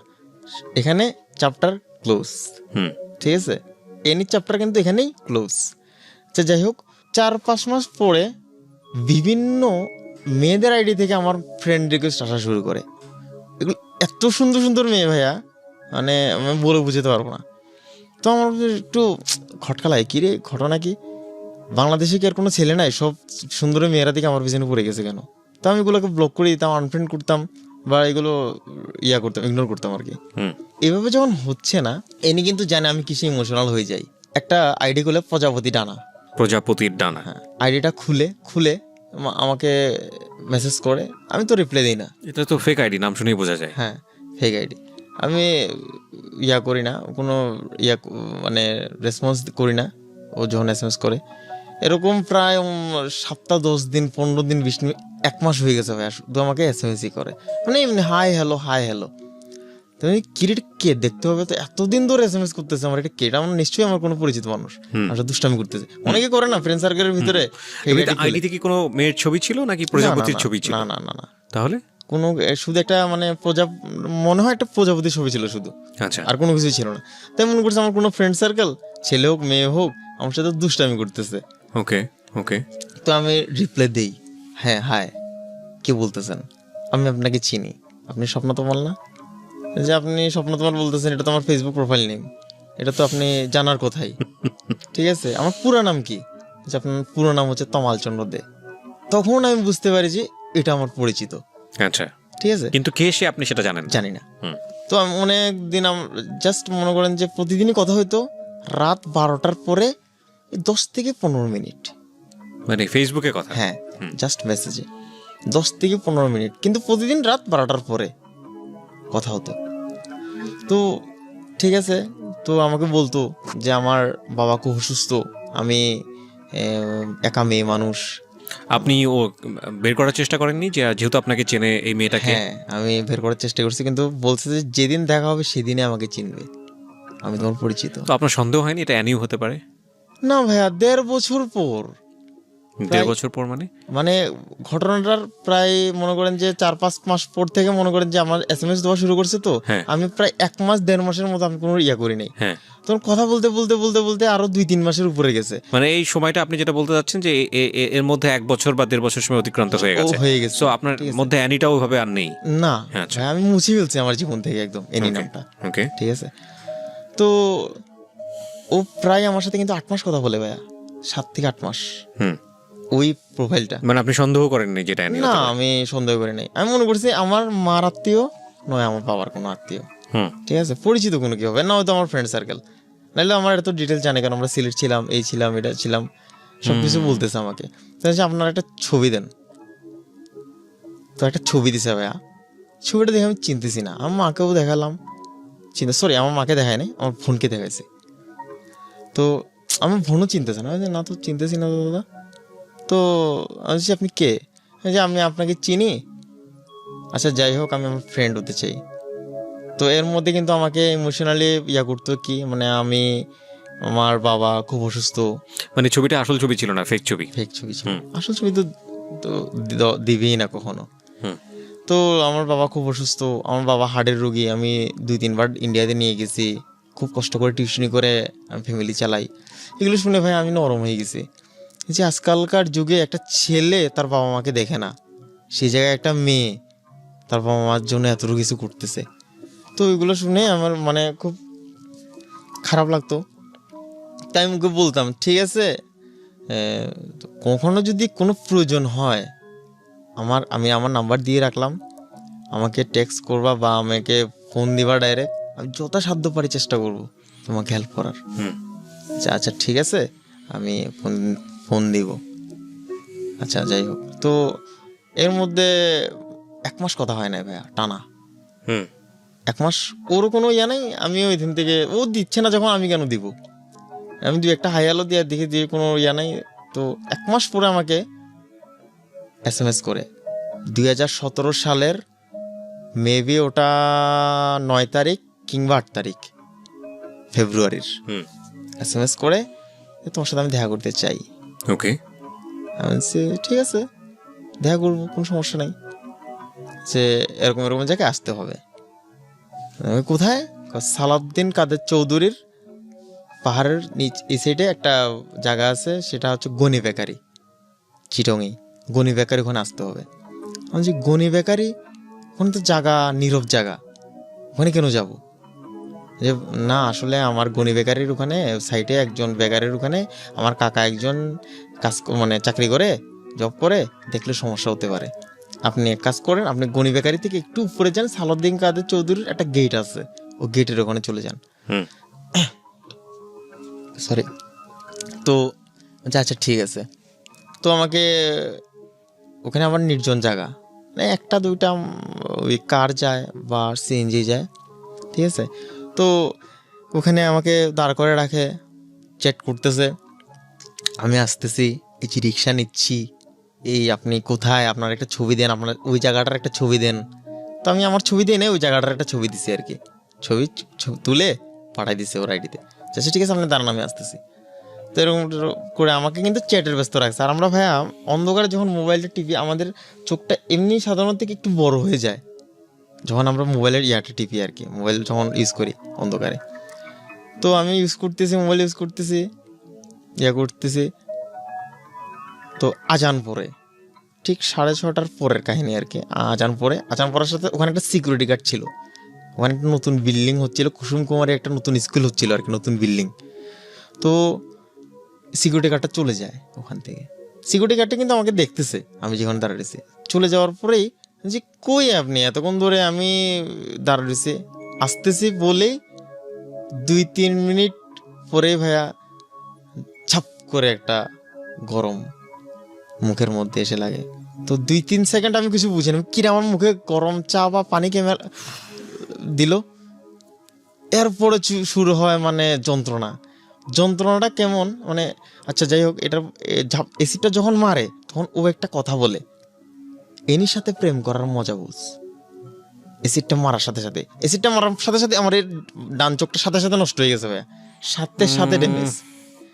বাম চোখে হালকা করে উপর করে তাকায় দেখলাম সুমিত একটা চেক শার্ট পরা দৌড়ায় চলে যাচ্ছে, মানে দৌড় দিয়ে, মানে ডান দিক থেকে এসে বাম দিকে দৌড় দিয়ে চলে যাচ্ছে। কিন্তু সুমিতকে আপনি তখন তো দেখেন নাই, এর আগে দেখেছেন কোথাও? দেখছি, ছবিতে দেখছি না, ফেসবুকে এটাই চলে গেছে দৌড়ে।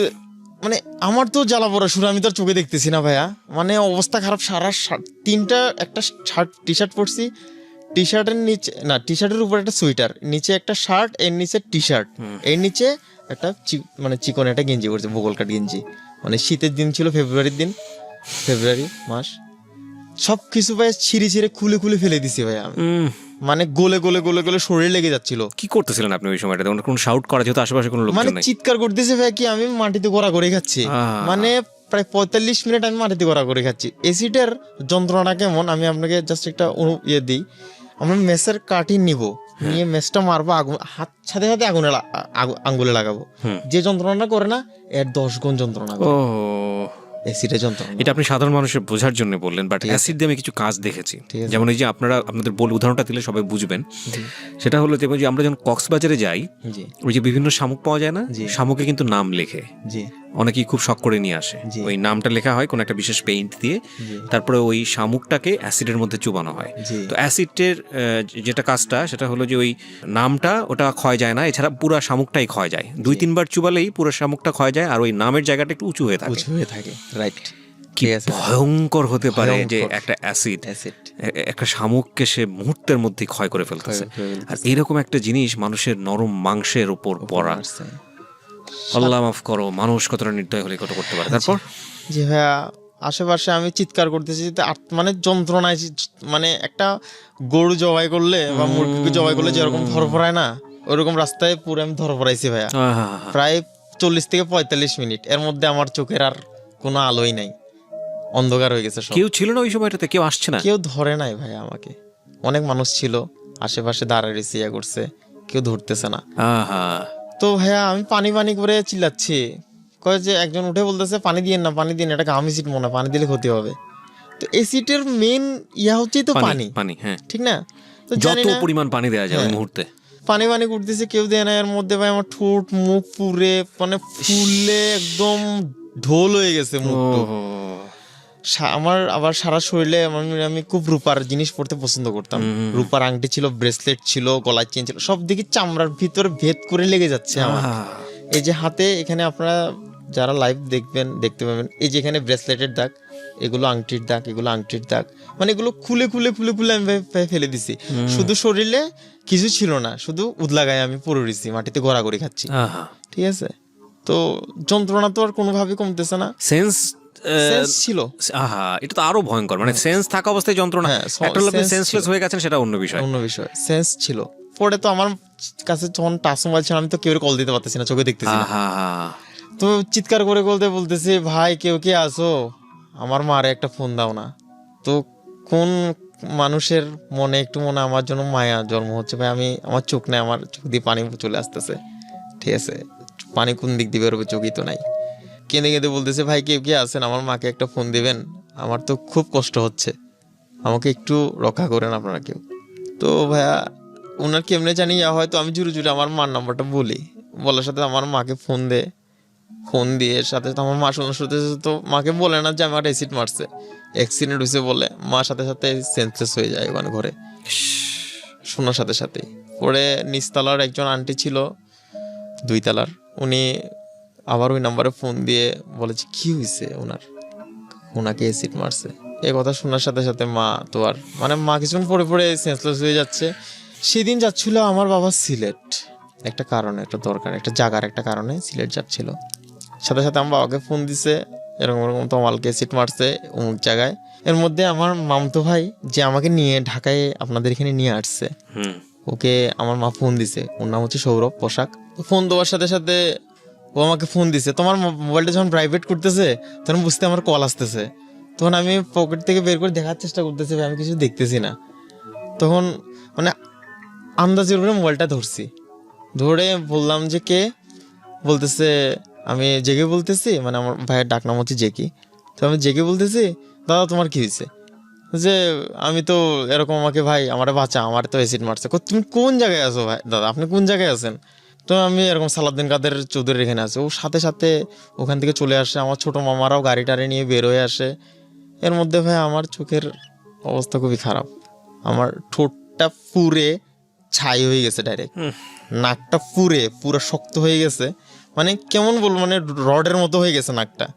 নাক বলতে কিছুই ছিল না, নিঃশ্বাস নিতে পারতেছিলাম না, কথা বলতে পারতেছিলাম। এসে কি করলো? জিব্বা টিপা পুড়ে গেছে, নিয়ে গেছে মেডিকেল, সাথে সাথে চিটাং মেডিকেল নিয়ে গেছে আমাকে, নিয়ে গিয়ে ওখানে অ্যাডমিট করছে। অ্যাডমিট করার সাথে সাথে বলতেছে আমার চোখের অবস্থা খুব খারাপ, আপনারা ঢাকায় নিয়ে চলে যান। ঢাকায় আগারগাঁও নিয়ে চলে আসছে সাথে সাথে। তখনও কি আপনি যন্ত্রণাটা অনুভব করে যাচ্ছেন? ভাই আমার মন সেন্সটা তখনও ছিল ভাইয়া, যতক্ষণ আমাকে ইঞ্জেকশন দেয়া নাই সেন্সলেস হওয়ার, ততক্ষণ পর্যন্ত আমার সেন্স ছিল। ততক্ষণ আমার জ্বলতেছে ভাইয়া, জ্বলতেছে শুধু, আমার জ্বলাটা খালি বাড়তেছে আমার বুঝতে পারবো না ভাইয়া কেমন লাগতেছে তখন, আমার কথা বলতে পারতেছিলাম না। তো আমার মামি নাকি আমার তখন তখন একটু হুশ, ইঞ্জেকশন মারার পর একটু হুশ আসছে, তখন আমার বড় মামি আমাকে বলতেছে যে কে তোর সাথে এরম করছে? আমি বলছি এনি আমার জীবন শেষ করে দিয়েছে মামি। এই কথা বলে আমি নাই হয়ে গেছে, কোনো কিছু বলতে পারি না। সাথে সাথে পরের দিন আমাকে অ্যাম্বুলেন্স নিয়ে ঢাকা আগারগাঁও মেডিকেল নিয়ে আসে, চক্ষু বিজ্ঞান ইনস্টিটিউটে নিয়ে এসে ওরা 10 দিন রাখে ভাইয়া। 8-9 দিনের দিন আমার মাংসটা পচা শুরু করে ভাইয়া, মুখের মাংস পচার যে একটা কেমন অনুভূতি আমি বুঝিয়ে বলতে পারবো না, এত যে খারাপ একটা অনুভূতি ওটার, এত যে খারাপ এটা মাংস। কোন হাসপাতালে ছিলেন আপনি? জি, কোন হাসপাতালে 10 দিন? ঢাকা আগারগাঁও চক্ষু বিজ্ঞান ইনস্টিটিউট। চোখ যেতে সেভ করা যায় সে কারণে ওখানে নেওয়া হয়েছে আগে। জি, কোনো প্রাইভেট ক্লিনিকে তো রাখতেছে না আমাকে, কারণ এটা তো পুলিশ কেস। এই 10-11 দিনের মধ্যে পুলিশ নিয়ে কোনো দৌড়াদৌড়ি, পুলিশ আসে না এরকম কোনো কিছু হয়নি? না, আমাকে তো তখন আমার পুলিশের সাথে আমার কোনো যোগাযোগ, কারণ অবস্থা খুবই খারাপ ছিল আমার। বা 10-11 দিনের মধ্যে কোনো পত্রিকায় রিপোর্ট করা বা কোনো কিছু কিচ্ছু হয়নি? না, কিচ্ছু হয় না, জাস্ট একটু পুলিশ মনে হয় প্রথম একটু জানতে পারছিল যে আমার এরকম ঘটনা হয়েছে। উইথ ডিউ রেসপেক্ট, আমি এখানে সম্মানের সহিত একটা কথা বলতে চাই। আমি বলছি না যে বাংলাদেশে বৈষম্যমূলক বা কোনো কিছু, আমি বলতে চাই যে এরকম একটা ঘটনা যদি কোনো একটা মেয়ের সঙ্গে হতো, আমি প্রথমেই আপনাদেরকে বলে নিয়েছিলাম যে আজকের এই অনুষ্ঠানে খুব ডিফারেন্ট একটা জায়গা থেকে আমি স্টোরিটা প্রচার করছি। এটা আমার জানার দৈন্যতা হতে পারে যে বাংলাদেশে কী পরিমাণ মেল অ্যাসিড ভিকটিম আছেন, আমি জানি না রেশিওটা, বাট ফিমেলদেরকে নিয়ে পত্রপত্রিকায় আমরা হামেশাই নিউজ পড়ি। কিন্তু এই ছেলেটা যখন আমাদেরকে ফোন করে তখন আমার কাছে মনে হচ্ছে যে এরকম ঘটনা কি আসলে ছেলেদের ক্ষেত্রেও ঘটে কিনা। পরবর্তীতে আমি জানতে পারলাম যে এই রেশিওটাও আসলে কম না। আমি জানি না নারীদের ক্ষেত্রে যে ধরনের প্রায়োরিটি দেয়া হয়ে থাকে, সেটা ল এনফোর্সমেন্ট এজেন্সি থেকে শুরু করে পত্রপত্রিকায়, মিডিয়া থেকে শুরু করে, এই ধরনের বিষয়টা ছেলেদের ক্ষেত্রেও হওয়া উচিত। এটা শুধু অ্যাসিড ভিকটিম ক্ষেত্রেই কিন্তু না, আমি যেহেতু আজকে পার্টিকুলারলি অ্যাসিড নিয়েই কথা বলছি, অন্যান্য ক্ষেত্রেও আমরা যখন দেখবো যে একজন নারী যখন নির্যাতিত হয়, যেভাবে তাদেরকে কোঅপারেট করা হয়, এটা খুব প্রশংসাযোগ্য বাংলাদেশে বিভিন্ন জায়গাটা থেকে। ঠিক একইভাবে একটা ছেলেও যখন ওই ধরনের নির্যাতনের শিকার হচ্ছে, সেম সাপোর্টটা তার মানুষ হিসেবে পাওয়া উচিত। এবং সেই জায়গাটিতে কোনো ধরনের কোনো বৈষম্য হয়েছে কিনা আজকের এই স্টোরিটা পুরোটাই যখন আমরা শুনবো তখন হয়তো বা বুঝতে পারবো। তো আমি বলতে চাচ্ছিলাম যে এই ঘটনাটা আসলে দেখুন 10-11 দিন হয়ে গেল, কোনো পত্রপত্রিকায় আসলো না, লোকাল কোনো পত্রপত্রিকাতেও না। এবং যেহেতু প্রাইভেট মেডিকেল এটা নেবে না, পাবলিক মেডিকেলে নিয়েছে, সুতরাং খুব খুব স্বাভাবিকভাবে এটা ওই in the meantime police তারা ইনভেস্টিগেট হওয়া, যেহেতু এটা একটা প্রাথমিক পর্যায়ে একটা এরকম ঘটনা ঘটে গেলে পুলিশ নিজে থেকেই, হাসপাতাল কর্তৃপক্ষ পুলিশের সাথে যোগাযোগ করলে পুলিশ নিজে থেকেই যাওয়া, এই বিষয়গুলো আমার কাছে মনে হয়েছে এটা খুব হওয়া উচিত ছিল। আমি জানি না কেন হয়নি। ওকে, তারপর ওখান থেকে মানে 10 দিনের দিন আমাদেরকে ঢাকা পানি ইউনিটে রেফার করে, ঢাকা বার্ন ইউনিটে। তো ঢাকা মেডিকেলে গিয়ে তখন দেখতেছি যে খুবই খারাপ অবস্থা ভাইয়া, ফেসের মানে না ওখানের, ও ঢাকা মেডিকেলের, জি হ্যাঁ, খুবই খারাপ অবস্থা, মানে থাকার মতো অবস্থা ছিল না, মানে অনেকে আছে ফ্লোরে পড়ে উঠেছে ভাইয়া। তো ওই অবস্থায় কিন্তু আমার বাবা মারা, ওই অবস্থায় কিন্তু আমি ডিসিশন নিচ্ছি ভাইয়া কি করা উচিত কি করা উচিত না, ঠিক আছে, অতটুকু সেন্স ছিল আমার। তো আমি আমার বাবা মাকে বলতেছি যে তুমি, আমার মামা একজন আছে চিরঙে আছে, উনি আবার একটা ক্লিনিকের ম্যানেজার, প্রাইভেট ক্লিনিকের, ওনার সাথে কথা বলবো আগে, ওনার সাথে কথা বলে দেখো কি করা যায়। তো ওনার সাথে কথা বলে দেখলো, উনি বলতেছে ঠিক আছে তুই নিয়ে আয়, সম্পূর্ণ রিস্ক আমার, নিয়ে আয়, আগে আগে মানুষ বাঁচাবো, তারপরে দেখা যাবে পুলিশ টুলিশ সব কিছু। তো সাথে সাথেই আমার ঢাকায় আমার কিছু বন্ধু বান্ধব ছিল, ওই যাওয়ার পরে ওরা আমাকে গাড়িতে তুলে দিয়ে নিয়ে আসে ইয়াতে। তখন কিন্তু কোনো পুলিশ আমার সাথে দেখা করে নাই ভাইয়া। চিটং আসার পরে মনে করেন যে মেডিকেলে ছিলাম 15 দিন, 15 দিনে আমার ড্রেসিং 15টা হয়। 15টা হওয়ার পরে মানে 15টা ড্রেসিং যে হয়েছে ভাইয়া, মানে এক একটা ড্রেসিং যখন হয়তো 1 ঘন্টা 1.5 ঘন্টা, যখন কটনটা বা তুলোটা মুখে নিয়ে যখন টানটা দিত, তখন আমার প্রাণটা মনে হইতে দিক দিয়ে বের হয়ে গেছে। এটা বোঝানো যাবে না, এটা যার হয়েছে শুধু সেই জানে, মানে কেমন, মানে একটা আমি বলে বুঝে দেওয়ার না, ঠিক আছে। এটা কোনো মানে কোনো থাকে না যে একটু মেডিসিন দিয়ে জায়গাটাকে অবশ করে নেওয়া, টের পাওয়া যায় না, এরকম কোনো ব্যবস্থা কি আছে নাকি সিস্টেমটা এরকম? না, প্রথম যেটা বড় যেটা হয়েছে, মানে মুখের মাংসগুলো প্রথম দিন যেটা প্রথম অপারেশনটা হয়েছে, মানে ফেলে দিছে অ্যানেস্থেসিয়া, সেদিন অ্যানেস্থেসিয়া দিছে, এরপরে আর অ্যানেস্থেসিয়া ইউজ করে না, একদম ডিরেক্টলি যেভাবে একদম ডিরেক্টলি করতেছে 1 ঘন্টা খানেক 1.5 ঘন্টা, একটা জায়গা সব কিন্তু আমার মামাই করতেছে। মানে একটা ছোট জায়গায় কেটে গেলে মানে আমরা হাত দিতে দিই না ওইখানে, আর ওর ফেসটা আপনারা যারা ইউটিউবে দেখছেন তারা বুঝতে পারবেন যে আসলে ওর সাথে কি হয়েছে। যারা আজকের এই স্টোরিটা যারা শুধু রেডিওতে শুনবেন তারা অনুভব করতে পারবেন না। আমি সরি টু সে, আমি আপনাদেরকে ডেসক্রাইব করে বোঝাতে পারবো না যে ওর অবস্থাটা কি। এটা একটা বিশাল ব্যর্থতা অডিওর, আমি মনে করি অডিওর ভয়ঙ্কর রকমের কিছু স্ট্রেংথ আছে।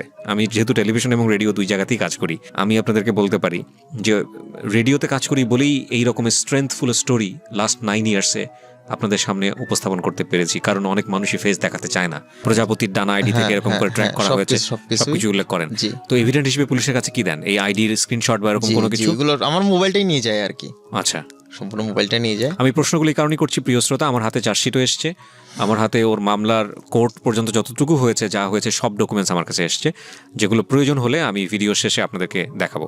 হ্যাঁ, পাসপোর্ট করা হলো, আমাকে চেন্নাই নিয়ে যাওয়া হয়েছে। খুব অবস্থা খারাপ তখন আমার, এমন অবস্থা গেছে ভাইয়া, আমার মুখটা বন্ধ হয়ে গেছে টানা 1.5 থেকে 1.5 মাস 1 মাসের মতো। আমি শুধু নলি দিয়ে পানি খাইছি, জুস, কারণ আমি হা করতে পারতাম না ভাইয়া। শুধু একটু 5 ঢুকানোর জায়গা ছিল, একটা আঙ্গুর কত বড় হতে পারে ভাইয়া, ছোট আঙ্গুর কত বড়ই বা হতে পারে, ওই আঙ্গুরটা ঢুকানো যেত না আমার মুখ দিয়ে। শুকাই আমি মানে এমন শুকনা হয়ে গেছিলাম ভাইয়া, মানে আমার মনে দেখলে মনে হইতো যে কঙ্কালের উপরে জামা পরাই দিছে, এইরকম অবস্থা হয়ে গেছিল আমার। না খেতে পারতাম না, ইয়ে করতে পারতাম, যন্ত্রণা তো আছেই, ড্রেসিংয়ের যন্ত্রণা, খোট মারতো। এর মধ্যে পাসপোর্ট করার ইয়া হয়, এর মধ্যে দুইবার একটা দুর্ঘটনা ঘটে। মানে আমাদের ব্রেন থেকে চোখ দিয়ে যে নার্ভটা আসে, ওই নার্ভটা মাঝখানে একটা মানে ফোড়ার মতো হয়ে যায়। ওখান থেকে যখন রক্ত পড়া শুরু করে, মানে কল ছেড়ে দিলে যেরকম করে রক্ত পড়ে না, ওরকম করে রক্ত পড়া শুরু করে, কোনোভাবে আর বন্ধ হতে চায় না ওটা। ও মাই গড। তো একদিন আমি বসে ঘরে চানাচুর খাচ্ছিলাম, হঠাৎ করে দেখি যে হাতের মধ্যে কি পড়তেছে। আমার বোনকে, ছোট বোনকে ডাক দিয়ে বলি যে কি এখানে কি পড়তেছে দেখতো। বলছে রক্ত। রক্ত পড়তে পড়তে ভাইয়া মানে এমন রক্ত, পুরো একদম লঙ্গি টঙ্গি সব ভিজে তখন গিয়ে। ইন্ডিয়া থেকে চলে এসেছেন অলরেডি? না না না না, তখন ইন্ডিয়া যাওয়া হয় নাই। আচ্ছা, পুরো ভিজে গিয়ে একদম সিএনজি টিনজি সব ভিজে গেছে, মানে আর 4 থেকে 5 মিনিট রক্ত গেলে আমি বাঁচানো যেত না আর কি। এরকম ঘটনা কিন্তু 2বার ঘটছে। আচ্ছা, তো দেখতেছে আমার কন্ডিশন খুবই খারাপ। তো সাথে সাথে মানে পাসপোর্ট হওয়ার পরে ডাবল প্লেন ভাড়া দিয়ে আমাকে চেন্নাই নিয়ে গেছে।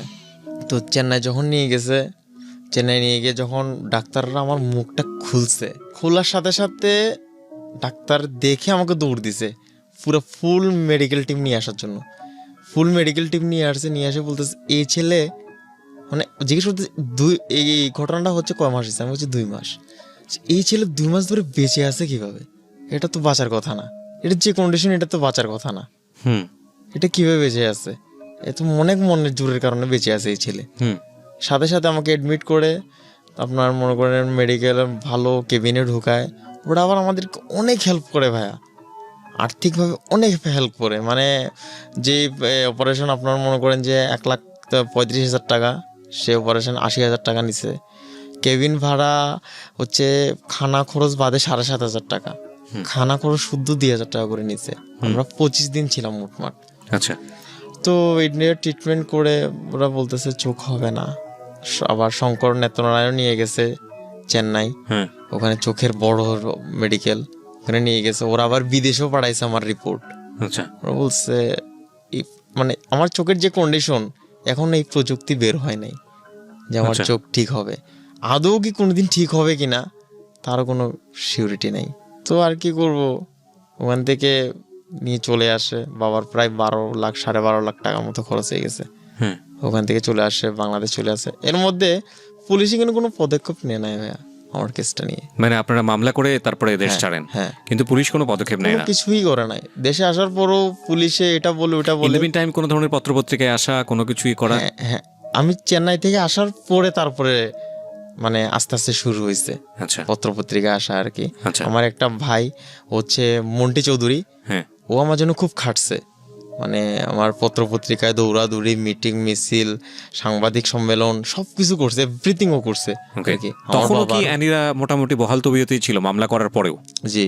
আচ্ছা, তারপর কোনো অগ্রগতি হয় নাই মামলার। ঠিক আছে, আমার পুলিশের ওখানে স্টেশনে যাই, দিনের পর দিন আমার বাবা পড়ে রয়েছে, কোনো পাত্তাই দেয় নাই।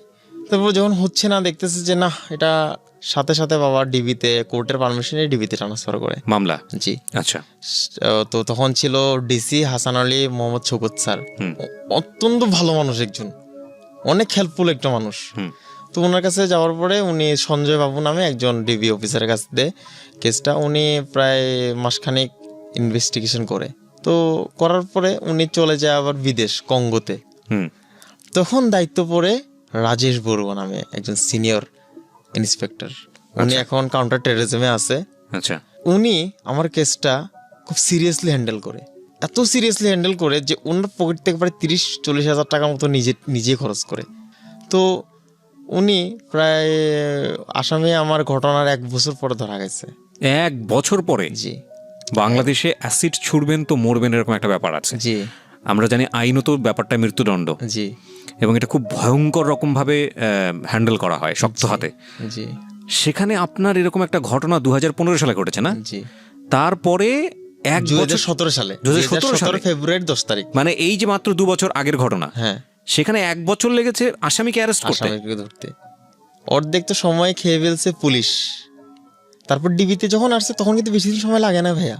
আচ্ছা, ডিবিতে আসার পর বেশি দিন সময় লাগে না। যে ভদ্রলোকের যেই পুলিশের নাম নিলেন আপনি, রাজেশ বড়ুয়া, উনি খুব সিরিয়াসলি নেওয়ার পরে অনেক সিরিয়াসলি নিয়েছে, মানে অনেক আন্তরিক উনি। তো উনি কেসটা যখন হ্যান্ডেল করতেছে, তো সবকিছু যখন তদন্ত করে দেখলো, ওদেরকে গিয়ে ঢাকা বাড্ডা, উত্তর বাড্ডা নতুন বিল্ডিং, একটা বিল্ডিং এ উনি, মানে ওরা হাজব্যান্ড ওয়াইফ থাকতেছিল তখন। হাজব্যান্ডে কি করতো, টিউশনি করতো, আর মেয়েটা একটা ছোট কিন্ডারগার্টেন স্কুলে চাকরি করতো। মানে এই সুমিত হচ্ছে ওর হাজবেন্ড। সুমিতে টিউশনি করতো, আর ওর ওয়াইফ কিন্ডারগার্টেন স্কুলে চাকরি করতো। ওখান থেকে ওরা ধরে নিয়ে আসছে। আমার বাবাও অবশ্য গেছে, আমার বাবার সাথে ওই মন্টি চৌধুরী যে ছেলেটা বলছে আমার জন্য খাটছে, ও গেছিল ঢাকায়। আসছে, ঢাকায় এসে আসামি ধরে নিয়ে গেছে। আসামি ধরে নিয়ে গিয়ে রিমান্ডে নিছে। রিমান্ডে মানে 5 দিনের রিমান্ড চাইছে আর কি, 10 দিনের রিমান্ড চাইছে। আদালত 5 দিন দিয়েছে, 5 দিন হাজবেন্ড ওয়াইফ দুজনকে ধরেছে। দুজনকেই আচ্ছা, ধরার পরে 5 দিনের রিমান্ডে ছেলে তো এক ধরনের মনে করেন উকিলই, LLB পাস যেহেতু করছে, আইন সম্পর্কে ভালো আইডিয়া আছে। হ্যাঁ 4 দিন খুব মারা মারছে ভাইয়া ওরে। হ্যাঁ আমাকে স্যার বলছে আর কি পার্সোনালি, এত মারা মারছে সেন্সলেস হয়ে গেছে, জ্ঞান ফিরেছে, ডাক্তার দিয়ে আবার মায়ের, হুম কিন্তু স্বীকার করে না এসিড যে মারছে। কারণ কি, এটার একটা কারণ আছে, কোনো রকম যদি রিমান্ডের টাইমটা যদি ও কাটাই দিতে পারে তাহলে কেসটা হালকা হয়ে যাবে। হুম 5 দিন কিন্তু মার সহ্য করছে, আর মেয়েটাকে মারতে পারতেছে না। কারণ হচ্ছে কি, মেয়েটা ছিল প্রেগনেন্ট। তো মেয়েটাকে স্যার ইমোশনালি কথাবার্তা বলছে যখন সুমিতকে দিয়ে হচ্ছে না, তখন মেয়েটার কাছে আসছে, মেয়েটার মাধ্যমে সবকিছু বলছে। তো তোমার বন্ধু ছিল, এই ছিল, দেখো লাইফটা এরকম হয়ে গেছে, কষ্টে আছে। তো এনি কিভাবে জানি না আমি, ভাই আসলে মনটা গলছে। বলছে জি স্যার, সুমিত এই কাজ করছে। তো সুমিতকে গিয়ে বলছে তোর বউ তো সবকিছু স্বীকার করে দিছে, তুই স্বীকার কর। না আমি বিশ্বাস করি না। ওদেরকে আবার চোখ বন্ধ করে একজন আরেকজনের সামনে নিয়ে আসছে। হুম নিয়ে আসার পরে বলতেছে যে তুমি কি সবকিছু স্বীকার করে দিছো? না, এনি বলতেছে যে আমি সবকিছু বলে দিছি, তুমি স্বীকার করো। তুমি কি সবকিছু স্বীকার করে দিছে? কথা বলে সুমিত নাকি কেঁদে দিছে। তারপরে ওরা করছে, আমার বিরুদ্ধে খুব খারাপ একটা এলিগেশন আনছে ভাইয়া, হুম সুমিত হুম প্লাস এনি দুজনেই। আমি নাকি মানে পুলিশ আমাকে বলে নাই, এটা আমি পরে জানছি আর কি, কিভাবে জানছি সেটা বলবো। সুমিত বলতেছে আমি এনিকে জোর করে তুলে নিয়ে গিয়ে, আমার মা বোন জড়িত আছে, তুলে নিয়ে গিয়ে রেপ করছি, সেই কারণে সে আপনার মুখে সেই অ্যাসিড মেরেছে। কারণে আমাকে অ্যাসিড মারছে। আর আমি ওকে খারাপ খারাপ ভিডিও দেই, ওর বউয়ের ছবি দেই, ও রাতে নাকি ঘুমাতে পারে না। আমার কথা হচ্ছে, আমি এই ধরনের কাজ যখন করতেছি, বাংলাদেশ তো আইন আছে। না না না ফাইন, সেটা পরের হিসাব। উনি কি বলেছে সেটাই আপনি বলেন। এটা বলেছে, বলার পরে কি হলো? ওই বলার পরে তো ওরা কোর্টেও এই কথা বলছে। হুম। বলার পরে তো আমাকে পুলিশরা কোনো কিছু জানাতে যাচ্ছে না এই ব্যাপারটা, মানে ওই যে এই ধরনের একটা অভিযোগ করছে আমার উপর, এটা আমাকে জানাতে যাচ্ছে না। পরে আমি আমার ফ্রেন্ডের মাধ্যমে পত্রিকায় উঠছে, যখন দৈনিক পূর্বকোণে উঠছে এই খবরটা, মানে তখন ডিটেল উঠেছে জি। যে আপনি এটা করতেন, যে কারণে আপনাকে অ্যাসিড মেরেছে। অ্যাসিড মারছে। আচ্ছা। এই কথা শোনার সাথে আমার ফ্রেন্ডে যখন উঠছে, আমার ভাই আমি তখন সুইসাইড করে ফেলতে চাইছিলাম। এই কাহিনী যখন পেপারে পত্রিকায় আসছে, আমি সুইসাইড করে ফেলতে চাইছিলাম। আমার মা কিভাবে বুঝে আমারে ধরে ফেলছে যে তুই এই ধরনের কাজ করিস না, ওরা যাই বলুক, তুই এই ধরনের কোনো করিস না, কারণ তুই এখন যদি আত্মহত্যা করিস তো এইগুলো পাবি না, ওইগুলো পাবি না। তো আমি রাজেশ স্যারকে আমি পার্সোনালি তখন কথা বলছি স্যারের সাথে, স্যার আপনি কি তদন্তর ভিতরে এই ধরনের কোনো কিছু পাইছেন যে আমি আমি ওকে রেপ করছি বা ওকে জোর জবরদস্ত করছি, এই ধরনের কোনো কিছু পাইছেন? আমি যে ওকে ছবি পাঠাইছি, এই ধরনের কোনো পাইছেন? না তোমার, আমি এই ধরনের কোনো কিছু পাই নাই। আমি স্যার, আমি যদি এই ধরনের কাজ করেও থাকতাম তাহলে বাংলাদেশে তো আইন আছে, আপনারা আছেন, আইন আদালত আছে, ওরা কেন পুলিশের কাছে আসলো না? আমি যখন ছবি পাঠাচ্ছি, আমার আইডি থেকে ছবি পাঠাচ্ছি, অবশ্যই সবকিছু প্রমাণ আছে সুমিতের কাছে। ও চাইলে আমার উপরে মামলা করতে পারতো, করতে পারতো। ও এখন কি করবে, সিম্পিতি পাওয়ার জন্য এই ধরনের একটা অভিযোগ আনছে আর কি। কিন্তু আমরা তদন্তের ভিতরে এই ধরনের কোনো কিছুই পাই নাই। বিষয়টা কি দাঁড়ালো? তার মানে ও স্বীকার করেছে যে ও অ্যাসিড মেরেছে। জি ওকে ফাইন, সেটা তো আমরাই বলতে পারি যে প্রথম